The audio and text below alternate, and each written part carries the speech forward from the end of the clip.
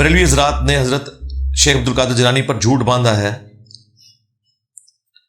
اور بذات اور کیا لکھا ہوا ہے، کیا منسوب، اچھا بدعت عین کے ساتھ، اور بدعات منسوب کی ہیں ان سے، ان کو ایک سائیڈ پر رکھتے ہوئے کیا وہ ولی اللہ تھے؟ نہیں جی، ولی اللہ کی تو کوئی گارنٹی نہیں کسی کے بارے میں دے سکتا، صرف آپ کی اسیسمنٹ ہے۔ اولیاء اللہ صرف وہ ہیں جن کو زبان نبوت سے ڈکلیئر کیا گیا صلی اللہ علیہ وآلہ وسلم، یعنی اہل البیت علیہم السلام اور صحابہ کرام۔ ان کے بعد جتنے بھی لوگ ہیں، تابعین ہوں، تبع تابعین ہوں، محدثین ہوں، اولیاء اللہ ہوں حقیقی والے یا ان کے ڈکلیئر کیے ہوئے، سب کے بارے میں ہمارا یہ عقیدہ ہے، may be may not be, اللہ کو پتہ ہے، حسن ظن رکھیں گے، اس کے سوا چارہ نہیں ہے۔ احمد صاحب بریلوی صاحب کو بریلوی 14ویں صدی کا مجدد کہتے ہیں، کروڑوں لوگ مانتے ہیں، لیکن کروڑوں دیوبندی انہیں مجدد دین بدعت کہتے ہیں۔ کروڑوں دیوبندی اشرف علی تھانوی صاحب کو حکیم الامت کہتے ہیں، اور کروڑوں بریلوی انہیں مریض الامت کہتے ہیں۔ لوزامو تو اس کا مطلب یہ ہے کہ ولی کی گارنٹی کو دے ہی نہیں سکتا۔ آپ کہتے ہیں کہ جی پیچھے چلے جائیں، تو پیچھے تو لوگ متفق ہیں کئی ہستیوں پہ، تب بھی لوگوں کا متفق ہونا اس چیز کو جسٹیفائی نہیں کرتا کہ وہ بزرگ ہے یا نہیں، کیونکہ ایک ہی عبد القادر جیلانی ہے، ان کی طرف توحید پر مبنی چیزیں بھی منسوب ہیں، خرافات بھی منسوب ہیں۔ واللہ عالم ان کا کون سا کریکٹر صحیح تھا اور کون سا غلط والا ہے۔ ہم حسن ظن ضرور رکھتے ہیں، لیکن پورے وثوق کے ساتھ کسی شخص کو گارنٹی نہیں دے سکتے کہ وہ اللہ کا ولی ہے۔ دعا کر سکتے ہیں، جو فوت ہو چکا ہے اس کے لیے دعا کریں گے۔ مجھے عبد القادر جیلانی سے شدید نوعیت کے اختلافات ہیں جو ان کی تعلیمات ہم تک پہنچی ہیں۔ اگر ہم ان کی کسی پازیٹیو چیز کو ہائی لائٹ کرتے ہیں تو صرف اس وجہ سے تاکہ ان مخالفین کے اوپر حجت ہو جنہوں نے انہیں بزرگ ڈکلیئر کیا ہے۔ ہمیں زیرو انٹرسٹ ہے جی، سیدھی سی بات ہے۔ عبد القادر جیلانی تو 561 ہجری میں فوت ہوئے ہیں، نبی اسلام کی وفات کے آلموسٹ 550 سال بعد۔ جو خالی 61 ہجری میں بھی تھے نا کربلا میں حسین ابن علی کے مقابلے پہ، ہم ان کو بھی بزرگ نہیں مانتے، تو ہم 61 ہجری والوں کو بھی بزرگ نہیں مانتے، تو 561 والوں کو کہاں سے بزرگ مان لیں گے؟ یہ یاد رکھنا ہے آپ نے۔ عبد القادر جیلانی کی بات ہو تو 561، کربلا 61، ہاں یہ نسبت یاد رکھنی ہے۔ ان کو کہنا ہے ہم تو 61 والوں کو بھی نہیں مانتے، اگر حسین ابن علی کے مقابلے پہ آ جائیں، کلمہ گو تھے، اہل قبلہ تھے، مسلمان تھے، تابعین تھے، صحابہ کی اولادیں تھی نا۔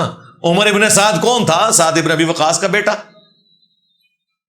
تو ہم تابعین جو حسین ابن علی کے مقابلے پر آئے انہیں بزرگ ماننے کے لیے تیار نہیں ہے۔ 61 ہجری والوں کو، 561 ہجری والوں کو دو سے ہم سے کون منوا سکتا ہے؟ May be may not be. ویسے میں آپ کو بتاؤں،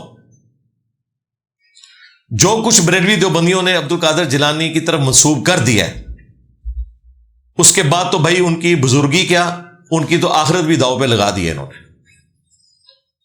یعنی وہ بتا رہے ہیں آپ کو کہ انہوں نے اپنے مرید کو جلا کے راکھ کر دیا، تو سیدھا سیدھا قتل کا مقدمہ ہے۔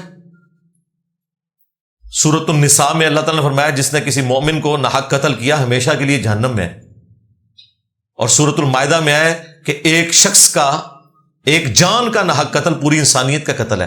عبد القادر جیلانی کو بچانا ہے تو لوٹے کی ٹوٹی والے واقعے سے جان چھڑا لو، اور اگر تم یہ کہہ رہے ہو کرامت، تو پھر عبد القادر جیلانی کی آخرت بھی فارغ، فیصلہ کر لو۔ میں انشاءاللہ کسی دن نہ صرف عبد القادر جیلانی کی طرف جتنی باتیں منسوب ہیں نا، جو یہ کلیم کر رہے ہیں کہ بالکل ٹھیک ہے، ان کا پوسٹ مارٹم بھی ایک جگہ جمع کروں گا۔ ویسے تو میں نے مختلف ویڈیوز میں کر دیا، پھر میں فیصلہ کروں گا کہ قرآن و حدیث یہ بتا رہے ہیں، یہ کہہ رہے ہیں، یہ کہہ رہے ہیں غوث پاک کا دھوبی، تو کہتا ہے منو کچھ پتا نہیں، منو کچھ پتا نہیں، میں توبیاں۔ بخاری مسلم میں آیا کہ جو یہ کہتا ہے نا مجھے کچھ پتا نہیں، مجھے کچھ پتا نہیں، سیدھا گرز پہنتا ہے، تو توبی تے مر گیا، ٹھیک ہے۔ یہ سب فراڈ چل رہا ہے. اس لیے بہتری اسی کے اندر ہے کہ بزرگوں سے جان چھڑائیں, وہ اللہ کے پاس چلے گئے, اچھے تھے برے تھے وہ اللہ کے سپرد, ہمیں کوئی انٹرسٹ نہیں کسی بزرگ سے. آپ ڈاکٹر اسرار صاحب اور مولانا مودودی کو اپنا استاد مانتے ہیں, لیکن ان کی زندگی اسلامی نظام کو برپا کرنے میں لگ گئی, مگر آپ اسلامی نظام حکومت کی بات نہیں کرتے. میرا تو خیال ہے زندگی ہم نے لگائی ہے نظام حکومت پہ, انہوں نے تو کتابیں لکھی ہیں اور تقریریں کی ہیں. اسلامی نظام حکومت اگر یہ ہے کہ صرف آپ نے باتیں کرنی ہیں اور پریکٹیکلی آپ کو سارے فرقے کافر سمجھتے ہو, ان کی عوام بھی کافر اور گمراہ سمجھتی ہو, تو کوئی کہہ سکتا ہے انجینئر صاحب آپ کو بھی سمجھتے ہیں. نہ, مجھے صرف مولوی گمراہ سمجھتے ہیں, عوام تو ادھر بیٹھی ہوئی ہے. ڈاکٹر اسرار صاحب کی تبلیغ سے کتنے بریلوی دیوبندی اہل حدیث ہیں جنہوں نے اپنے عقیدے صحیح کر لیے ہیں. وہ ایک دیوبندیوں کے سسٹم سے نکلے تھے, دیوبندی پوری زندگی انہیں سپورٹ کرتے رہے. مودودی صاحب کو بھی یہی تھا, یہ چند ایک اہل حدیث اٹیچ ہو گئے. بریلوی تو انہیں کافر سمجھتے ہیں, عوام بھی اور علماء بھی. وہ ماشاءاللہ جو انہوں نے کام کیا اللہ تعالیٰ انہیں جزائے خیر دے, علمی خدمت بہت بڑے لیول کے اوپر کی. لیکن ان سب سے ایک چیز اوور لک ہوئی, چاہے وہ ہمارے استاد ڈاکٹر اسرار صاحب ہوں, مولانا اسحاق صاحب ہوں, مولانا مودودی ہوں, جاوید احمد غامدی صاحب ہوں, جتنے لوگ, کہ جو سب سے بڑی میجورٹی تھی یہاں پہ تصوف کے ماننے والے لوگ, ان کو وہ ہاتھ نہیں ڈال سکے اس طریقے سے جس طرح ڈالنا چاہیے تھا, بلکہ ڈالا ہی کوئی نہیں. وہ اپنی طرف سے حق بیان کرتے رہے, لیکن ان کے مرض کی تشخیص نہیں کی. وہ ہم نے کی ہے کہ اصل مرض بابے ہیں. مودودی صاحب پہ الزام لگا کہ یہ دعوی نبوت کر کے مرے گا. مودودی صاحب کو اسٹوڈنٹس کہتے تھے جواب دیں, انہوں نے کہا میں جواب نہیں دوں گا, فائدہ کوئی نہیں, میں بغیر دعوی نبوت کیے دنیا سے جاؤں گا اور یہ میرا جواب ہوگا. آج انہیں فوت ہوئے 40 سال سے زیادہ ہو چکے ہیں, لیکن کسی دیوبندی, بریلوی, اہل حدیث, مولوی کی یہ جرت نہیں ہے کہ اپنے بزرگوں کے ان دعووں کے اوپر معافی مانگے جو مودودی صاحب پہ ان لوگوں نے جھوٹے الزامات لگائے. آج تو انہیں معافی مانگنی چاہیے نا کہ بھئی وہ دعوی نبوت کے بغیر گیا. یہ ضرور کہتے ہیں کہ مودودی صاحب کی قبر پہ اگر جو گھاس اگی ہوئی ہے وہ کوئی بکری کھا لے اس کا گوشت بھی حرام ہے. ہاں, ایک مودودی 100 یہودی آج تک کہہ رہے ہیں. تو مودودی صاحب نے کبھی انہیں ریبٹل نہیں کیا. جب انہیں کہا دعوی نبوت کرے گا, مجھے انڈیا سے ای میل آئی کہ مودودی تو قادیانی تھا. میں نے کہا یار ان کو تو سزائے موت اس وجہ سے ہوئی تھی, انہوں نے قادیانی مسئلہ کتاب لکھی تھی. جس بندے نے ختم نبوت کی خاطر سزائے موت قبول کی ہو, وہ تو بعد میں ایک حالات ایسے ملک کے پولیٹیکل بنے کہ صدر پاکستان نے ان کی پھانسی معاف کر دی تھی. انہوں نے نہیں تھی کوئی درخواست کی, وہ پولیٹیکلی اتنا ملک کمزور ہو گیا تھا, انہیں مجبوراً چھوڑنا پڑا, ادروائز ان کو پھانسی دے دینی تھی انہوں نے. اس شخص پہ تم قادیانی ہونے کا الزام لگا رہے ہو. انہوں نے یہ سمجھا تھا کہ انجینئر صاحب بھی مودودی صاحب کی طرح جو ہے نا وہ میٹھی میٹھی باتیں کریں گے. نو نو نو نو نو نو, میں پڑ کے رکھ چھڑا گا اتو لے کے تھلے تک سارے نو. میں نبی صاحب ہے ہی کوئی نہیں, تیرے بابے تے شاہی کوئی نہیں. مجھے انہوں نے قادیانی کہا, میں چشتی رسول اللہ, تھانوی رسول اللہ, شبلی رسول اللہ, اتنا کھرچیا سارے فرقے نو کینسر بنا کے رکھ چھڑیا جے. چھڑ گئے یہ بابیاں نو, تاں کہتا اوے تواڈے پیواں پیراں نو پے گئے جے تواڈے بابیاں نو. یہ فرق دیکھا ہے آپ نے, پوچھا نا فرق کیا ہے, میں نے فرق بتا دیا آپ کو. مودودی صاحب کہتے رہے میں مر کے جواب دوں, میں کہا میں انہوں مار کے جواب دیاں گا. ہائے ہائے ہائے, مودودی نے مر کے جواب دیتا, میں تواڈے بابے مار کے تانوں جواب دیتا. نہ سر تو چشتی رسول اللہ, تھانوی رسول اللہ پارٹی ختم نبوت ہوتے چندے بٹور دے رہے ہو, صرف قادیانیوں کو برا کہتے رہے. یہ لوگ یہ نورا کچھ نہیں کرتے رہے. یہ قادیانی دجال کے سہولت کار تھے, ان کے بزرگ بھی, یہ بھی. چلو آج کے بعد کہہ دو کہ چشتی رسول اللہ, تھانوی رسول اللہ کفر ہے, کتابیں چھاپنے والے کافر, کمائیاں کھانے والے کافر, مناظرے لڑنے والے کافر, ان کتابوں کو انڈورس کرنے والے کافر, سارے بابے فارغ ہو جان گے. جی اعلی حضرت فارغ, پیر میر علی فارغ, اشرف تھانوی فارغ, لو سامو. تو مجھ سے نہ یہ ایکسپیکٹ کرنا. بالکل میری طبیعت ہی ہو رہا ہے بھائی, میری طبیعت حضرت عمر والی ہے. انہوں نے سمجھا کہ حضرت عثمان والی طبیعت ہوگی. نو نو نو نو نو, میری طبیعت ایسی ہے ہی نہیں ہے کہ میں ویل لیفٹ کروں. اور یہ اللہ نے بنائی ہے طبیعت, یہ کوئی میں نے اڈاپٹ نہیں کی ہوئی ہے. اللہ کو پتا تھا کہ اس وقت کس بندے کی ضرورت ہے. ہاں, اس وقت سے کسی پلیکھیج نہ رہنا. تو اسلامی نظام کے اوپر ہی ہم بات کر رہے ہیں. اسلامی نظام یہ ہوگا کہ سب سے پہلے دین تصوف کا خاتمہ پاکستان سے ہمیں چاہیے. توحید وہ چاہیے جو قرآن و سنت والی ہے. یہاں اسلامی نظام کا مطلب پتا کیا ہے کہ مولویوں کو لوگ ووٹ ڈالے, ووٹ پہ گئی نا, سارے بریلوی باہر نکل آئے تو ٹی ایل پی والے آ جائیں گے حکومت میں. سب تو پہلے چھوڑے لان کے دیوبندیاں دے تے اہل حدیثاں دے, اور ساحل ادیم صاحب دے سارے وال انہوں نے منڈ چھڑنے جے. ظاہر ہے ساحل ادیم صاحب تو کہتے ہیں میرے آئیڈیل مودودی صاحب ہے, وہ تو مودودی نو یہودی سمجھتے جے. جڑے جڑے اسلامی نظام والے نے سارے انہوں نے منڈ کے رکھ چڑھنا جے, اللہ نہ کرے نہ دی حکومت آ جائے. تو اس لیے اسلامی نظام یہ ہے کہ اصل طاغوت دین تصوف, جس نے توحید کی جگہ مردہ بابوں کو پکارنے والی آپ کو شرک میں مبنی تعلیمات دی, ختم نبوت کی جگہ بزرگوں کے کلمے پڑھوائے, قرآن و سنت کی جگہ تصوف کی کتابوں سے عقیدے آپ کو بتائے. ہم آپ کو قرآن و حدیث پیش کرتے ہیں, یہ سلطان بہو کے شعر پڑھتے ہیں. اور یار طارق جمیل صاحب کی جرت نہیں, وہ بھی سلطان بہو کے شعر پڑھتے ہیں. یار ان بندوں کے شعر پڑھتے ہو جنہوں نے نہ قرآن پڑھا ہوا نہ حدیث پڑھی ہوئی. اچھا یہ سوال جب غامدی صاحب سے ہوتا ہے نا کہ جی یہ جو بزرگ تھے اتنے بڑے بڑے, تو غامدی صاحب تو شریف آدمی ہے, پتہ کہ جواب دیتے ہیں, وہ کہتے ہیں وہ بزرگ اللہ کے پاس جا چکے, ان کا معاملہ اللہ کے سپرد, وہ جانے اور اللہ جانے.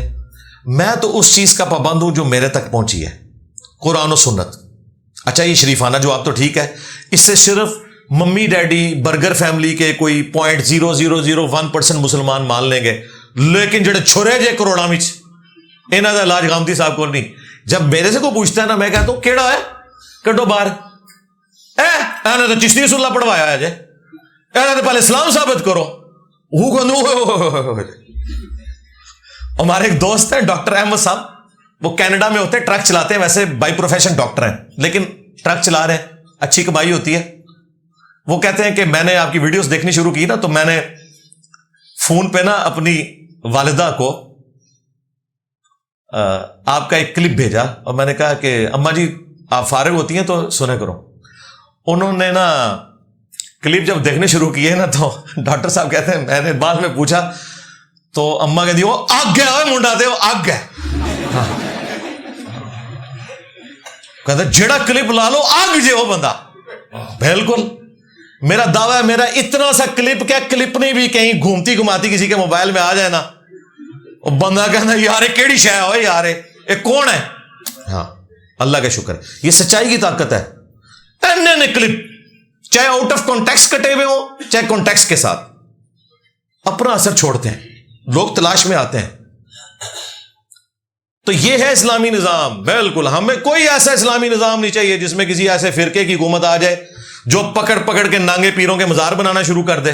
تو مجھے بتائیں, جب تک دین تصوف کا خاتمہ نہ ہو, اسلامک نظام کا مطلب پتہ کیا ہے؟ جو کوئی 2-4 موحدین بچے ہیں نا, ان کو بھی پھانسی چڑھوانا ہے آپ نے.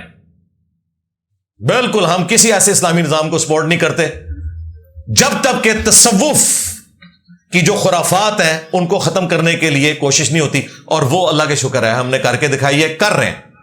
یہ اسلامی نظام کی طرف ہی ہے. ہاں نبی علیہ السلام نے بھی برداشت کیا ہے 23 سال تک بت کعبے کے اندر. ایک رات میں حضرت علی اور حمزہ کو بھیج کے, حضرت عمر کو بھیج کے توڑوا سکتے تھے, نہیں توڑوائے. نبی علیہ السلام کو پتا تھا فائدہ کو نہیں, دوبارہ بنا لیں گے. پھر فتح مکہ ہوئی ہے, انہی بندوں نے بت توڑے ہیں. کس نے؟ خالد ابن ولید نے, جن سے حضور کے دانت شہید ہوئے تھے. ہم نے انہی سے مزار توڑوانے ہیں, ہم نے نہیں توڑنے. بالکل ذہن میں رکھیے گا, ان سے توڑوانے ہیں انشاءاللہ تعالی. تو اسلامی نظام اللہ فضل, اسلامی نظام اسی تے گل کر رہے ہیں. اسی گل نہیں کر رہے, اسلامی نظام پہ کام کر رہے ہیں, باتیں باقی کر رہے ہیں. اور یہ مقبول جہاں صاحب باتیں کر رہے ہیں, ڈاکٹر صاحب بھی باتیں کرتے تھے, مودودی صاحب بھی باتیں کرتے تھے, ساحل ندیم صاحب بھی باتیں کرتے ہیں, ہم کام کر رہے ہیں. اور یہ کام سرکار, یہ کام کر کے کوئی یونیورسٹی میں جا کے جی مائک پکڑ کے درس نہیں پھر دے سکتا. چڑھ دے گا کوئی ممتاز قادری ہوتے, اسلامی نظام کاٹ کے پرا مارے گا تھوڑا. یہ بڑا مشکل کام ہے. اس کے لیے پھر آپ کو مولا علی کی طرح درویشوں والی زندگی گزارنی پڑے گی, سیدھی سی بات ہے. تو میں نے تو اپنی جان رکھی ہوئی ہے تھیلی پہ, اللہ کا فضل ہے. میں نے اپنے کبھی اسٹوڈنٹس کو بھی نہیں کہا کہ آپ نے اس انداز میں گفتگو کرنی ہے ویڈیوز. میں یہ کہتا ہوں لوگوں کو قرآن و حدیث شیئر کروائیں, زیادہ مسئلہ ہو میری ویڈیو شیئر کروائیں, خود سامنے نہ ہے, کیونکہ آپ لوگ اس طرح کی زندگی نہیں گزار سکتے, یہ بڑی مشکل زندگی ہے. میں کسی بھی اپنے اسٹوڈنٹ کو اس تکلیف میں نہیں ڈالنا چاہتا کہ وہ آ کے للکارے. آپ بالکل طارق جمیل سٹائل میں قرآن و حدیث بیان کریں, جس طرح یہ چاہتے ہیں کریں. وہ باتیں بیان کریں جو یہ سننا نہیں چاہتے, وہ بھی بیان کریں پیارے انداز میں. لیکن میرے انداز میں کیمرے پہ آ کے یہ کام نہ کریں, یہ مشکل کام ہے. حضرت علی علیہ السلام کو اگر خلافت ملتی تو کیا ابھی تک خلافت کا نظام قائم رہتا؟ یہ ہو ہی نہیں سکتا. کبھی بھی کوئی چیز ہمیشہ دوام نہیں رکھتی. مسلمان بھی دیکھیں, نبی الاسلام کی وفات کے 100 سال کے بعد ایک جنگ ہار گئے تھے. وہ جنگ اگر جیت جاتے تو پورا یورپ بھی مسلمانوں کے پاس ہوتا, جس طرح افریقہ اور عرب ملک. اسپین تو آ گیا تھا, اس کے بعد اگلا اسپین کے ساتھ جڑا ہوا ملک تھا فرانس. وہ ایک جنگ ہارے اور وہاں پھر ہمارا وہ سیل رواں جو ہے رک گیا 732 عیسوی کے اندر. تو ہر عروج کو زوال ہے. تاتاری بھی دیکھیں ملیا میٹ کرتے جا رہے تھے ہر چیز. ایک جنگ جا کے ہار گئے وہ عین الجالوت کے اندر, اور وہاں سے بھی ان کا ڈاؤن فال شروع ہو گیا. اللہ تعالیٰ کبھی بھی پرماننٹ کسی کو نہیں رہنے دیتا. سلیمان علیہ السلام اتنی بڑی سلطنت, ان کے بیٹوں میں اختلاف ہو گیا, بعد میں ٹوٹ گئی, ٹکڑے ٹکڑے ہوتے ہوتے سارے محکوم ہو گئے بنو اسرائیل. تو یہ ہو نہیں سکتا. یہ ہونا ہوتا ہے کہ ہر عروج کو زوال آتا ہے. کیا نبی علیہ السلام غزوہ ہند میں تشریف لائیں گے؟ نہیں, کوئی ایسی بات نہیں ہے. آپ علیہ السلام کا آنا اس حوالے سے کوئی حدیث نہیں ہے. سیدنا لفظ ابو بکر, عمر اور عثمان کے لیے کیوں استعمال ہوتا ہے جبکہ وہ اہل بیت میں سے نہیں؟ سیدنا کا مطلب ہے ہمارے سردار, ہمارے آقا, ہمارے مولا. ہمارے سب کانٹیننٹ کے معاشرے کے اندر عموماً جو سید ہیں یا اہل البیت میں سے ہے وہ اس ٹرم کو اپنے لیے خاص سمجھتے ہیں, حالانکہ ایسا نہیں ہے. صحیح بخاری میں موجود ہے سیدنا عمر کا قول. وہ کہتے ہیں کہ ابو بکر ہمارے سید ہیں جنہوں نے ہمارے سید بلال کو آزاد کروایا. یعنی سید ایک رسپیکٹیبل چیز ہے. یہ ورڈ آپ کسی کے لیے بھی استعمال کر سکتے ہیں. اس کے لیے آل علی, آل عقیل, آل جعفر, آل عباس ہونا ضروری نہیں ہے.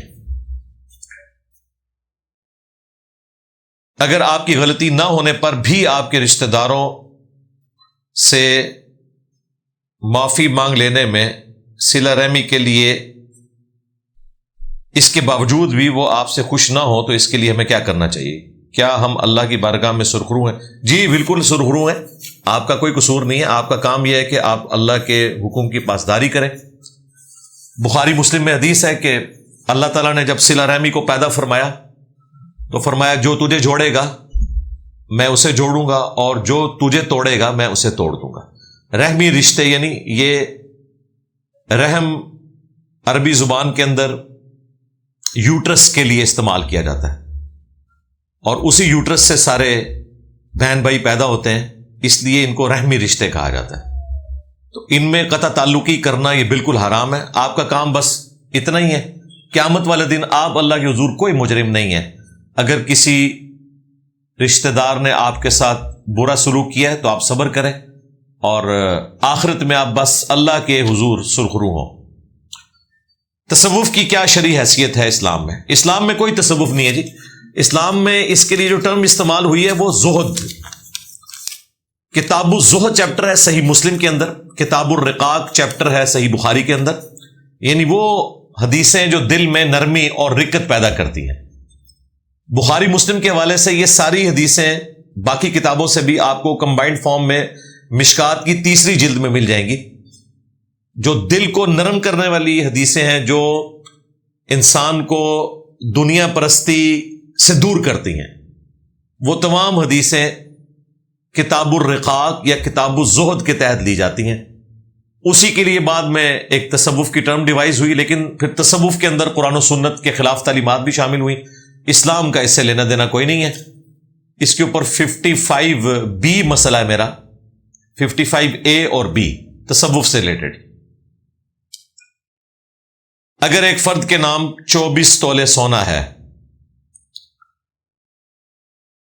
اور وہ زکوٰۃ دینے کے قابل نہیں، اس صورت میں بھی اگر سونا بیوی اور نابالغ بچوں میں تقسیم کر دیا جائے کہ نصاب سے کم ہو تو کیا یہ طریقہ جائز ہے؟ بالکل جائز نہیں ہے جی۔ نابالغ جو ہے وہ کیا مالک ہوں گے؟ مالک تو آپ نہیں بننا ہے۔ اس طریقے سے ہیلا بہانے سے آپ اگر زکوٰۃ سے بھاگتے ہیں تو یہ بالکل غلط فعل ہے آپ کا۔ باقی یہ کہنا کہ 25 تولے جو سونا ہے اس کی زکوٰۃ دینے کے لیے میرے پاس رقم نہیں ہے، تو زکوٰۃ اسی سونے میں سے کاٹ کے دینی ہوتی ہے۔ یعنی اسلام کے اندر آپ 7.5 تولے سونے سے زیادہ جمع ہی نہیں کر سکتے۔ اگر کریں گے تو ہر سال اس کا 40واں حصہ یعنی 2.5% زکوٰۃ دینی پڑے گی۔ تو 25 تولے سونا ہے نا، اس کے اوپر جتنی زکوٰۃ بنتی ہے وہ آپ سونے میں سے ہی دیں گے، حتیٰ کہ سونا کم ہوتے ہوتے 7.5 تولے سے نیچے آ جائے پھر آپ کی زکوٰۃ ختم ہو جائے گی۔ یہ الگ سے کمائی کر کے نہیں دینا ہوتا۔ اس طرح تو ایک بندے کے پاس 100 تولے سونا ہے اور وہ کہ جی میرا کوئی سورس آف انکم نہیں، تو بھائی وہ 100 تولے جو سونا ہے اسی میں سے تو آپ نے زکوٰۃ دینی ہے۔ یہ دماغ میں کس نے ڈال دیا کہ جی الگ سے ہم نے کوئی پیسے کمانے اور اس سے زکوٰۃ نکالنی ہے، ایسا نہیں ہوگا۔ رزق کا انحصار محنت پر ہے یا نصیب پر؟ زیادہ محنت کرنے پر رزق میں اضافہ ہوگا یا وہی ملے گا جو نصیب میں ہے؟ دونوں چیزیں سائیڈ بائی سائیڈ ہیں۔ باقی ظاہر ہے جو اللہ نے مقدر کیا اس سے بڑھ نہیں سکتا، لیکن اس مقدر کو، تقدیر کو اللہ تعالیٰ نے کوشش کے ساتھ جوڑا ہوا ہے۔ بخاری مسلم میں حدیث ہے، جو شخص یہ چاہتا ہے کہ اس کے رزق میں برکت کر دی جائے اور اس کی عمر دراز ہو تو اسے چاہیے کہ اپنے رشتہ داروں کے ساتھ حسن سلوک کرے۔ لیکن یہ بھی تقدیر میں لکھا ہوگا کہ یہ شخص رشتہ داروں سے حسن سلوک کرے گا تو میں اس کی عمر بھی بڑھا دوں گا، اس کا رزق بھی بڑھا دوں گا، نہیں کرے گا تو نہیں بڑھاؤں گا۔ یہ بات بھی تقدیر کے اندر لکھی ہوئی ہوگی، یعنی تقدیر سے ہم باہر نہیں نکلتے، یہ اللہ تعالیٰ کے رولز ہیں۔ باقی یہ درست ہے کہ اگر کسی کے نصیب میں رزق کم ہے تو محنت کرنے سے وہ زیادہ ہو نہیں سکتا، لیکن یہ کہنا کہ بغیر محنت کے، کوئی کام کیے بغیر جو میرے نصیب کا رزق ہے وہ مجھے مل جائے گا، تو اسلام نے تو اس طرح کے ایٹیچیوڈ کی بالکل مذمت کی ہے۔ رزق حلال کمانا ایک مرد کے اوپر فرض ہے، کسب حلال اس نے کرنا ہے، بیوی بچوں کا خرچہ اس نے اٹھانا ہے، یہ اس کی ذمہ داری ہے، وہ اس سے عہدہ برا نہیں ہو سکتا۔ بالکل۔ کیا قومی ترانہ میں کسی بڑے کے آداب میں کھڑا ہونا جائز ہے؟ جائز ہے، یہ کوئی عبادت والی کیٹیگری نہیں ہے، اس کے لیے تفصیلی ویڈیو دیکھ لیں۔ ٹیچر کی تعظیم میں کھڑا ہونا، اس میں میں نے تفصیلی بحث کی ہے۔ کیا بیوی اپنے خاوند کے پیسے اپنے ماں باپ پر لگا سکتی ہے؟ جی، اپنی پاکٹ منی میں سے لگائے، آپ کو کس نے منع کیا؟ لیکن یہ نہیں ہو سکتا کہ آپ خاوند کے مال میں سے چوری کر کے اپنے ماں باپ یا بہن بھائیوں کے اوپر لگائیں۔ یہ ضرور ہو سکتا ہے کہ آپ اپنے خاوند کے مال میں سے اس کی اجازت کے بغیر پیسے اٹھا کر اسی کی اولاد پہ لگائیں، اس صورت میں اگر وہ خرچہ پورا نہ دیتا ہو اور اس کی کمائی اتنی ہو۔ وہ بخاری میں موجود ہے، نبی علیہ السلام کو ابو سفیان کی بیوی نے شکایت کی کہ ابو سفیان میرا خرچہ پورا نہیں دیتا، تو کیا میں اس کی اجازت کے بغیر اس کے مال میں سے لے لیا کروں؟ تو آپ نے فرمایا اتنا لے لو جتنی تمہاری ضرورت ہے۔ تو وہ ضرورت اس بیوی یا اس کی اولاد کے لیے ہے، یہ نہیں ہے کہ اس نے اپنے بہن بھائیوں کو بھی کھلانا ہے، اپنے ماں باپ کو بھی کھلانا ہے، اس کی کوئی اسلام میں اجازت نہیں۔ نمازیں جمع کرنے کا معمول بنا لینا کیسا ہے؟ خلاف سنت ہے جی۔ نبی الاسلام نے پوری زندگی 5 نمازیں الگ اوقات میں پڑھی ہیں۔ ہاں، امت کی آسانی کی خاطر کبھی کبھار آپ نے نمازوں کو جمع کیا، سفر میں ہمیشہ کیا، عام حالات میں کبھی کبھار کیا، تاکہ امت کے لیے آسانی ہو جائے اور کوئی تنگی باقی نہ رہے۔ یہ 2 فتوے عبداللہ ابن عباس نے ارشاد فرمائے جب تابعین نے پوچھا کہ نبی الاسلام نے عمل کیوں کیا تھا. البتہ نماز جمع کرنے کی ایک صورت ایسی ہے جو آپ پوری زندگی کر سکتے ہیں, اس کے اوپر کوئی شرعی گرفت کسی اعتبار سے بھی نہیں ہوگی. اس میں بھی نہیں ہوگی اگر کوئی شخص واقعی اس قسم کی روٹین میں ہے کہ اس کے لیے پاسبلٹی نہیں ہے, بہت زیادہ مصروف ہے, جبکہ باقی معاملات میں بھی وہ پھر اسی طرح چیزوں کو لے کے چلتا ہو. یہ نہ ہو کہ وہ چائے پینے کے لیے 2-2 گھنٹے ہوٹل پہ بیٹھا رہے اور نمازیں جمع کرنا شروع کرتے ہیں. اس کے لیے بھائی نمازیں جمع کرنے کی اجازت نہیں. تو کوئی پرائم منسٹر ہے, آرمی چیف ہے, چیف جسٹس ہے, جو لوگوں کے فلاح کے لیے کام کر رہے ہیں, تو وہ اپنے ٹائم کو مینج نہ کر پائیں ایک الگ چیز. ادروائز عام حالت میں یہ نہیں ہے. وہ صورت کہ آپ روزانہ نمازوں کو جمع کر سکتے ہیں جو کسی کے نزدیک بھی حرام نہیں ہے اور وہ شرعی طور پر قابل گرفت بھی نہیں ہے, وہ جمع سوری ہے. یعنی ظہر کو آخری وقت میں پڑھنا اور عصر کو اول وقت میں پڑھنا. چونکہ وہ نمازیں اپنی ٹائم میں پڑھی جا رہی ہیں, ان کے اوپر کوئی شرعی گرفت نہیں. مثال کے طور پر آج کل یعنی آج کی ڈیٹ میں 21 جولائی 2024 ہمارے جہلم شہر میں آلموسٹ 3:54 پہ عصر کا وقت داخل ہو رہا ہے. کوئی شخص 3:40 پر زور کی نماز پڑھتا ہے تو اب وہ زور کے ٹائم کے اندر پڑھ رہا ہے, کیونکہ جب تک عصر کا وقت داخل نہیں ہوتا زور کا وقت ختم نہیں ہوتا. اس کے بعد وہ 3:55 پہ عصر کی نماز پڑھتا ہے. نماز سے فارغ ہو گیا آلموسٹ 4:05 یا 10 پہ. اب اس نے آدھے گھنٹے کے اندر 2 نمازیں پڑھ لی ہیں, 3:40 سے لے کے 4:10 تک. نمازیں جمع بھی کر لی ہیں, ٹائم بھی یوٹیلائز کر لیا ہے, اور شرعی گرفت بھی کوئی نہیں. یہ وہ جمع سوری ہے جو حنفیوں کے نزدیک بھی حرام نہیں ہے. اس کی روٹین بنانا بھی حرام نہیں ہے, کیونکہ آپ نماز کو اپنے اوقات کے اندر پڑھ رہے ہیں. اسی طریقے سے آج کل ہمارے جہلم شہر میں عشاء کا وقت 8:50 پہ داخل ہو رہا ہے. کوئی شخص 8:40 پہ یا 8:35 پہ مغرب کی نماز پڑھتا ہے, پھر اسی وضو سے جیسے ہی 8:50 ہوتے ہیں وہ عشاء کی نماز پڑھ لیتا ہے, تو اس کی نماز جمع بھی ہو گئی, جمع سوری بھی ہو گئی, اپنے اپنے وقت میں بھی ادا ہو گئی, اور کسی شرعی گرفت میں بھی نہیں آئی.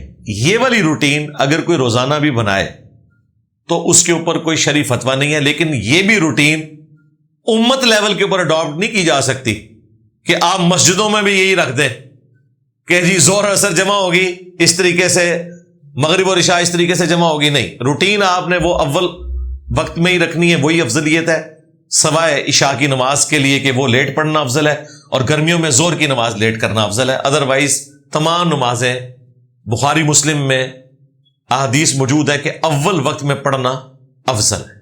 جو مسلمانوں کی ایک صدیوں سے روٹین ہے مساجد کے اندر 5 الگ اوقات میں. ایون شیعہ کے ہاں بھی جو نہج البلاغہ میں مولا علی علیہ السلام کا خط ہے اپنے گورنوں کے نام, اس میں 5 نمازوں کے الگ ٹائم لکھے ہوئے ہیں, اس میں کوئی نمازیں جمع کرنے کا ذکر موجود نہیں ہے.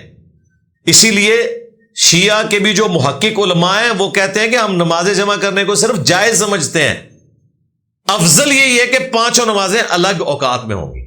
لیکن ظاہر ہے کہ انہوں نے بھی ایک سنی شیعہ کنفلکٹ کی وجہ سے ایک روٹین بنا لی ہے کہ وہ روزانہ ہی نمازوں کو جمع کرتے ہیں, اور نمازیں الگ پڑھنے والا معاملہ انہوں نے بالکل چھوڑ دیا. فارکس ٹریڈنگ کے بارے میں شرعی احکام کیا ہیں؟ فارکس ٹریڈنگ اور ساتھ میرا نام لکھیں انجینئر محمد علی مرزا, تفصیلی ویڈیو کھل جائے گی. اس میں نے صرف اس کا نہیں بلکہ دنیا کے ہر کاروبار کے لیے آپ کو ایک فارمولہ بتا دیا ہے کہ ان 4 چیزوں کا خیال رکھنا ہے. دنیا میں لاکھوں کاروبار ہیں, آپ اس فارمولے میں لگائیں, آپ کو رزلٹ آ جائے گا کہ یہ کاروبار حلال ہے یا حرام ہے. یعنی اس میں کاروبار میں جو آپ پروڈکٹ بیچ رہے ہیں یا خرید رہے ہیں وہ خود حلال ہونی چاہیے. اس پروڈکٹ کے حوالے سے کوئی دھوکہ غرر نہیں ہونا چاہیے کہ آپ کوئی چیز دکھائیں اور دیں کوئی اور.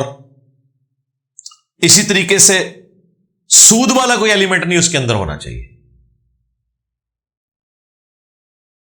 اور ایک وقت میں دو قیمتیں کسی چیز کی نہیں ہو سکتی اس اعتبار سے کہ بیچنے اور خریدنے سے پہلے متفق آپ نہ ہو. اگر آپ متفق ہو جائیں تو دو قیمتیں ایک چیز کی رکھی جا سکتی ہیں کہ نقد لو تو 1000 روپے کی ہے اور اگر ادھار میں لوگے تو 1200 کی ہے یا 2000 کی ہے.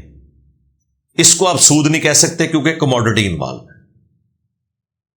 اسی کی بنیاد پہ یہ قسطوں کا کاروبار چل رہا ہے. اسی کی بنیاد پہ اسلامک بینکنگ چل رہی ہے. لوگ کہتے ہیں یہ کیا ہوا, ٹائم ویلیو آف منی لے رہے ہیں. ہم ٹائم ویلیو آف منی نہیں لے رہے بلکہ ٹائم کی بجائے اس پروڈکٹ کی ویلیو لے رہے ہیں. کیونکہ آپ نے 1000 روپے کی چیز 100 روپیہ دے کے اٹھا لی ہے, بقیہ کے 900 آپ نے نہیں دیے بھی.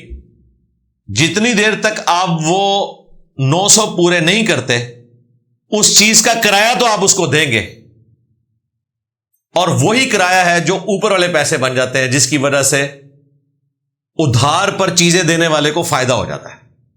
چونکہ پروڈکٹ انوالو ہے اسی لیے اس کے اوپر حلال ہونے کا فتویٰ دیا گیا. اسلامک بینکنگ پہ تفصیلی ویڈیو دیکھ لیں. اسلام میں میوزک کی کیا ڈیفینیشن ہے؟ میوزک ان اسلام, ساتھ میرا نام لکھیں تو آ جائے گا. یہ اتنا سادہ مسئلہ نہیں ہے کہ ایک لائن میں بتایا جائے. میجورٹی جو میوزک کی فارمز ہیں وہ حرام ہی ہیں لیکن کچھ جواز بھی موجود ہے. ڈراپ شپنگ حلال ہے یا حرام؟ ڈراپ شپنگ لکھیں, ساتھ میرا نام لکھیں تو ویڈیو کھل جائے گی. ڈراپ شپنگ حلال ہے اگر دھوکہ نہ دیا جائے. جہاں پہ دھوکے والا مسئلہ ہو جائے وہاں پھر آپ مال پہ قبضہ کیے بغیر, اسے دیکھے بغیر آگے بیچ نہیں سکتے. ایک یہ ٹیکنیکل بحث ہے وہ آپ دیکھ سکتے ہیں. فارکس ٹریڈنگ کا پھر سوال ہے, یہ آلریڈی ڈسکس ہے.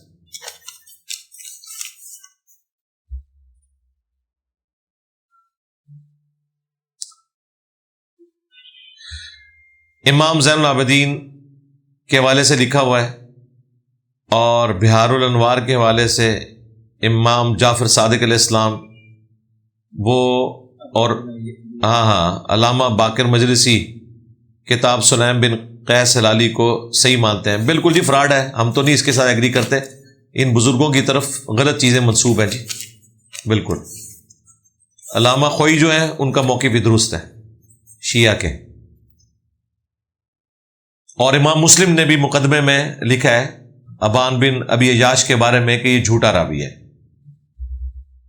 کیا طلاق کے بعد عورت کے لیے حلالہ کرنا ضروری ہے؟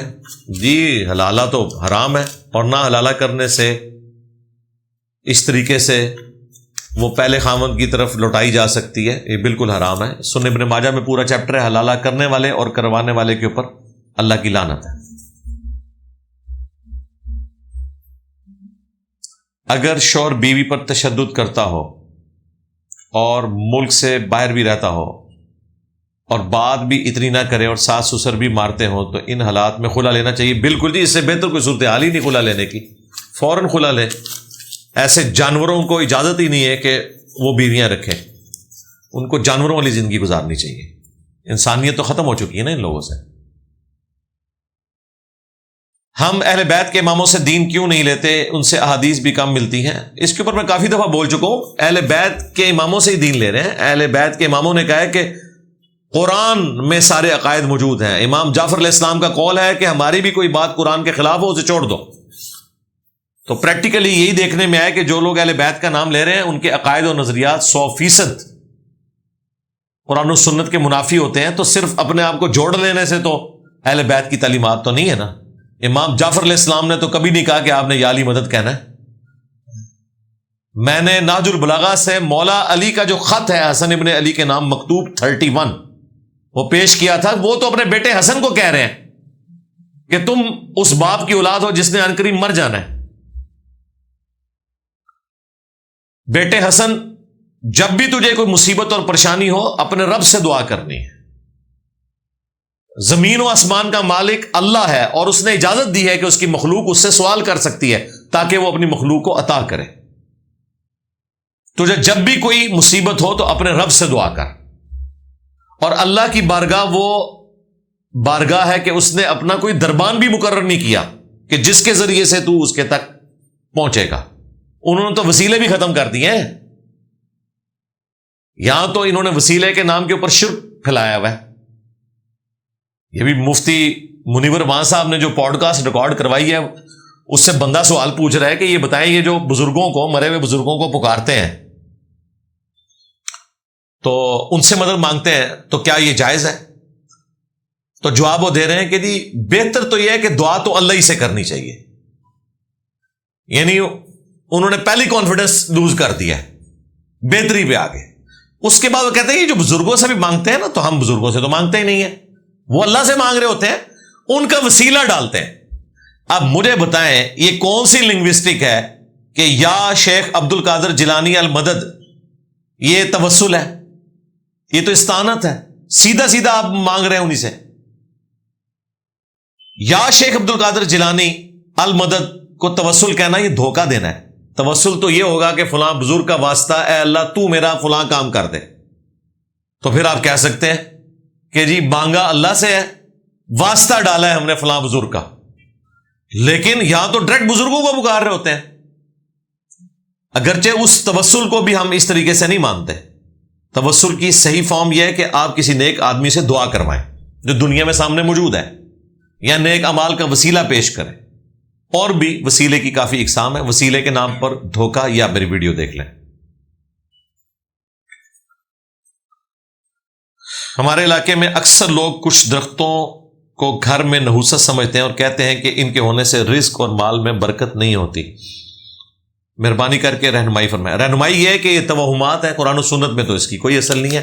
ایک درخت کے بارے میں آیا, وہ بھی یہ نہیں ہے کہ کوئی نحوست ہے, وہ بخاری مسلم میں ہے کہ قرب قیامت میں جب آخری جنگ ہوگی دجال کے خلاف مسلمان لڑیں گے تو یہودیوں کا درخت ہے غرقت جو انہیں پناہ دے گا, ورنہ کوئی بھی درخت اور پتھر یہودیوں کو پناہ نہیں دے گا. اگر کوئی یہودی درخت اور پتھر کے پیچھے چھپا ہوگا تو وہ درخت اور پتھر بولے گا کہ مسلمان میرے پیچھے یہودی ہے, سوائے غرقت کے درخت کے.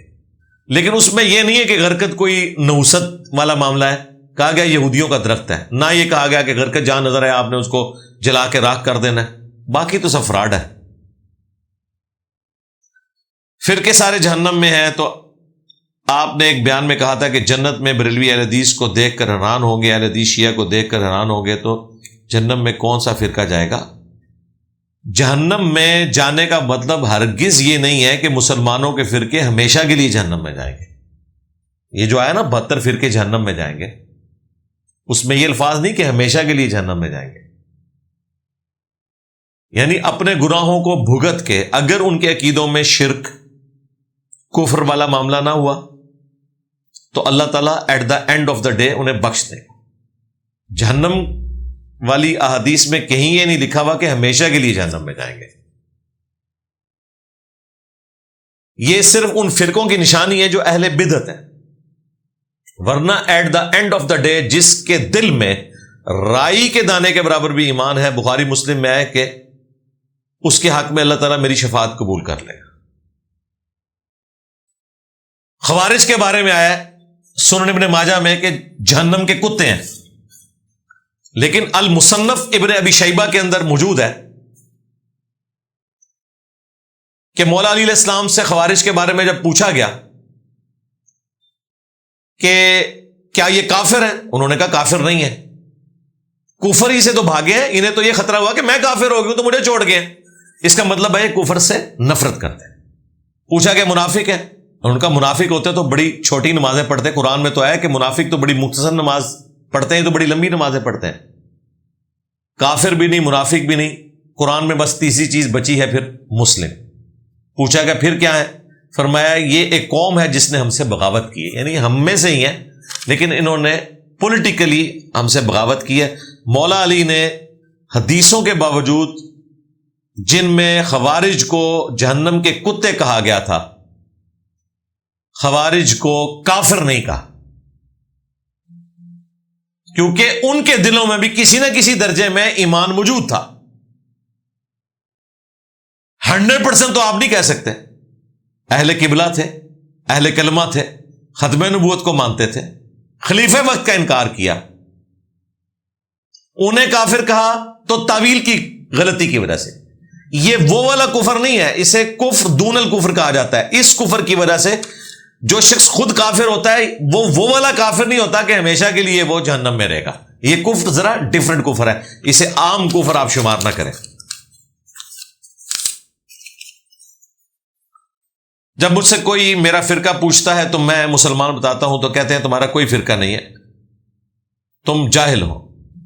انہیں کہیں تو پھر اس کا تو مطلب یہ ہے کہ آپ مسلمان نام سے چڑھتے ہیں اور مسلم کہلوانے کو جاہل ہونا تصور کرتے ہیں. تو یہ گالی تو آپ حضرت ابراہیم علیہ السلام کو دے رہے ہیں اور سب سے بڑھ کر رسول اللہ کو دے رہے ہیں، نعوذ باللہ.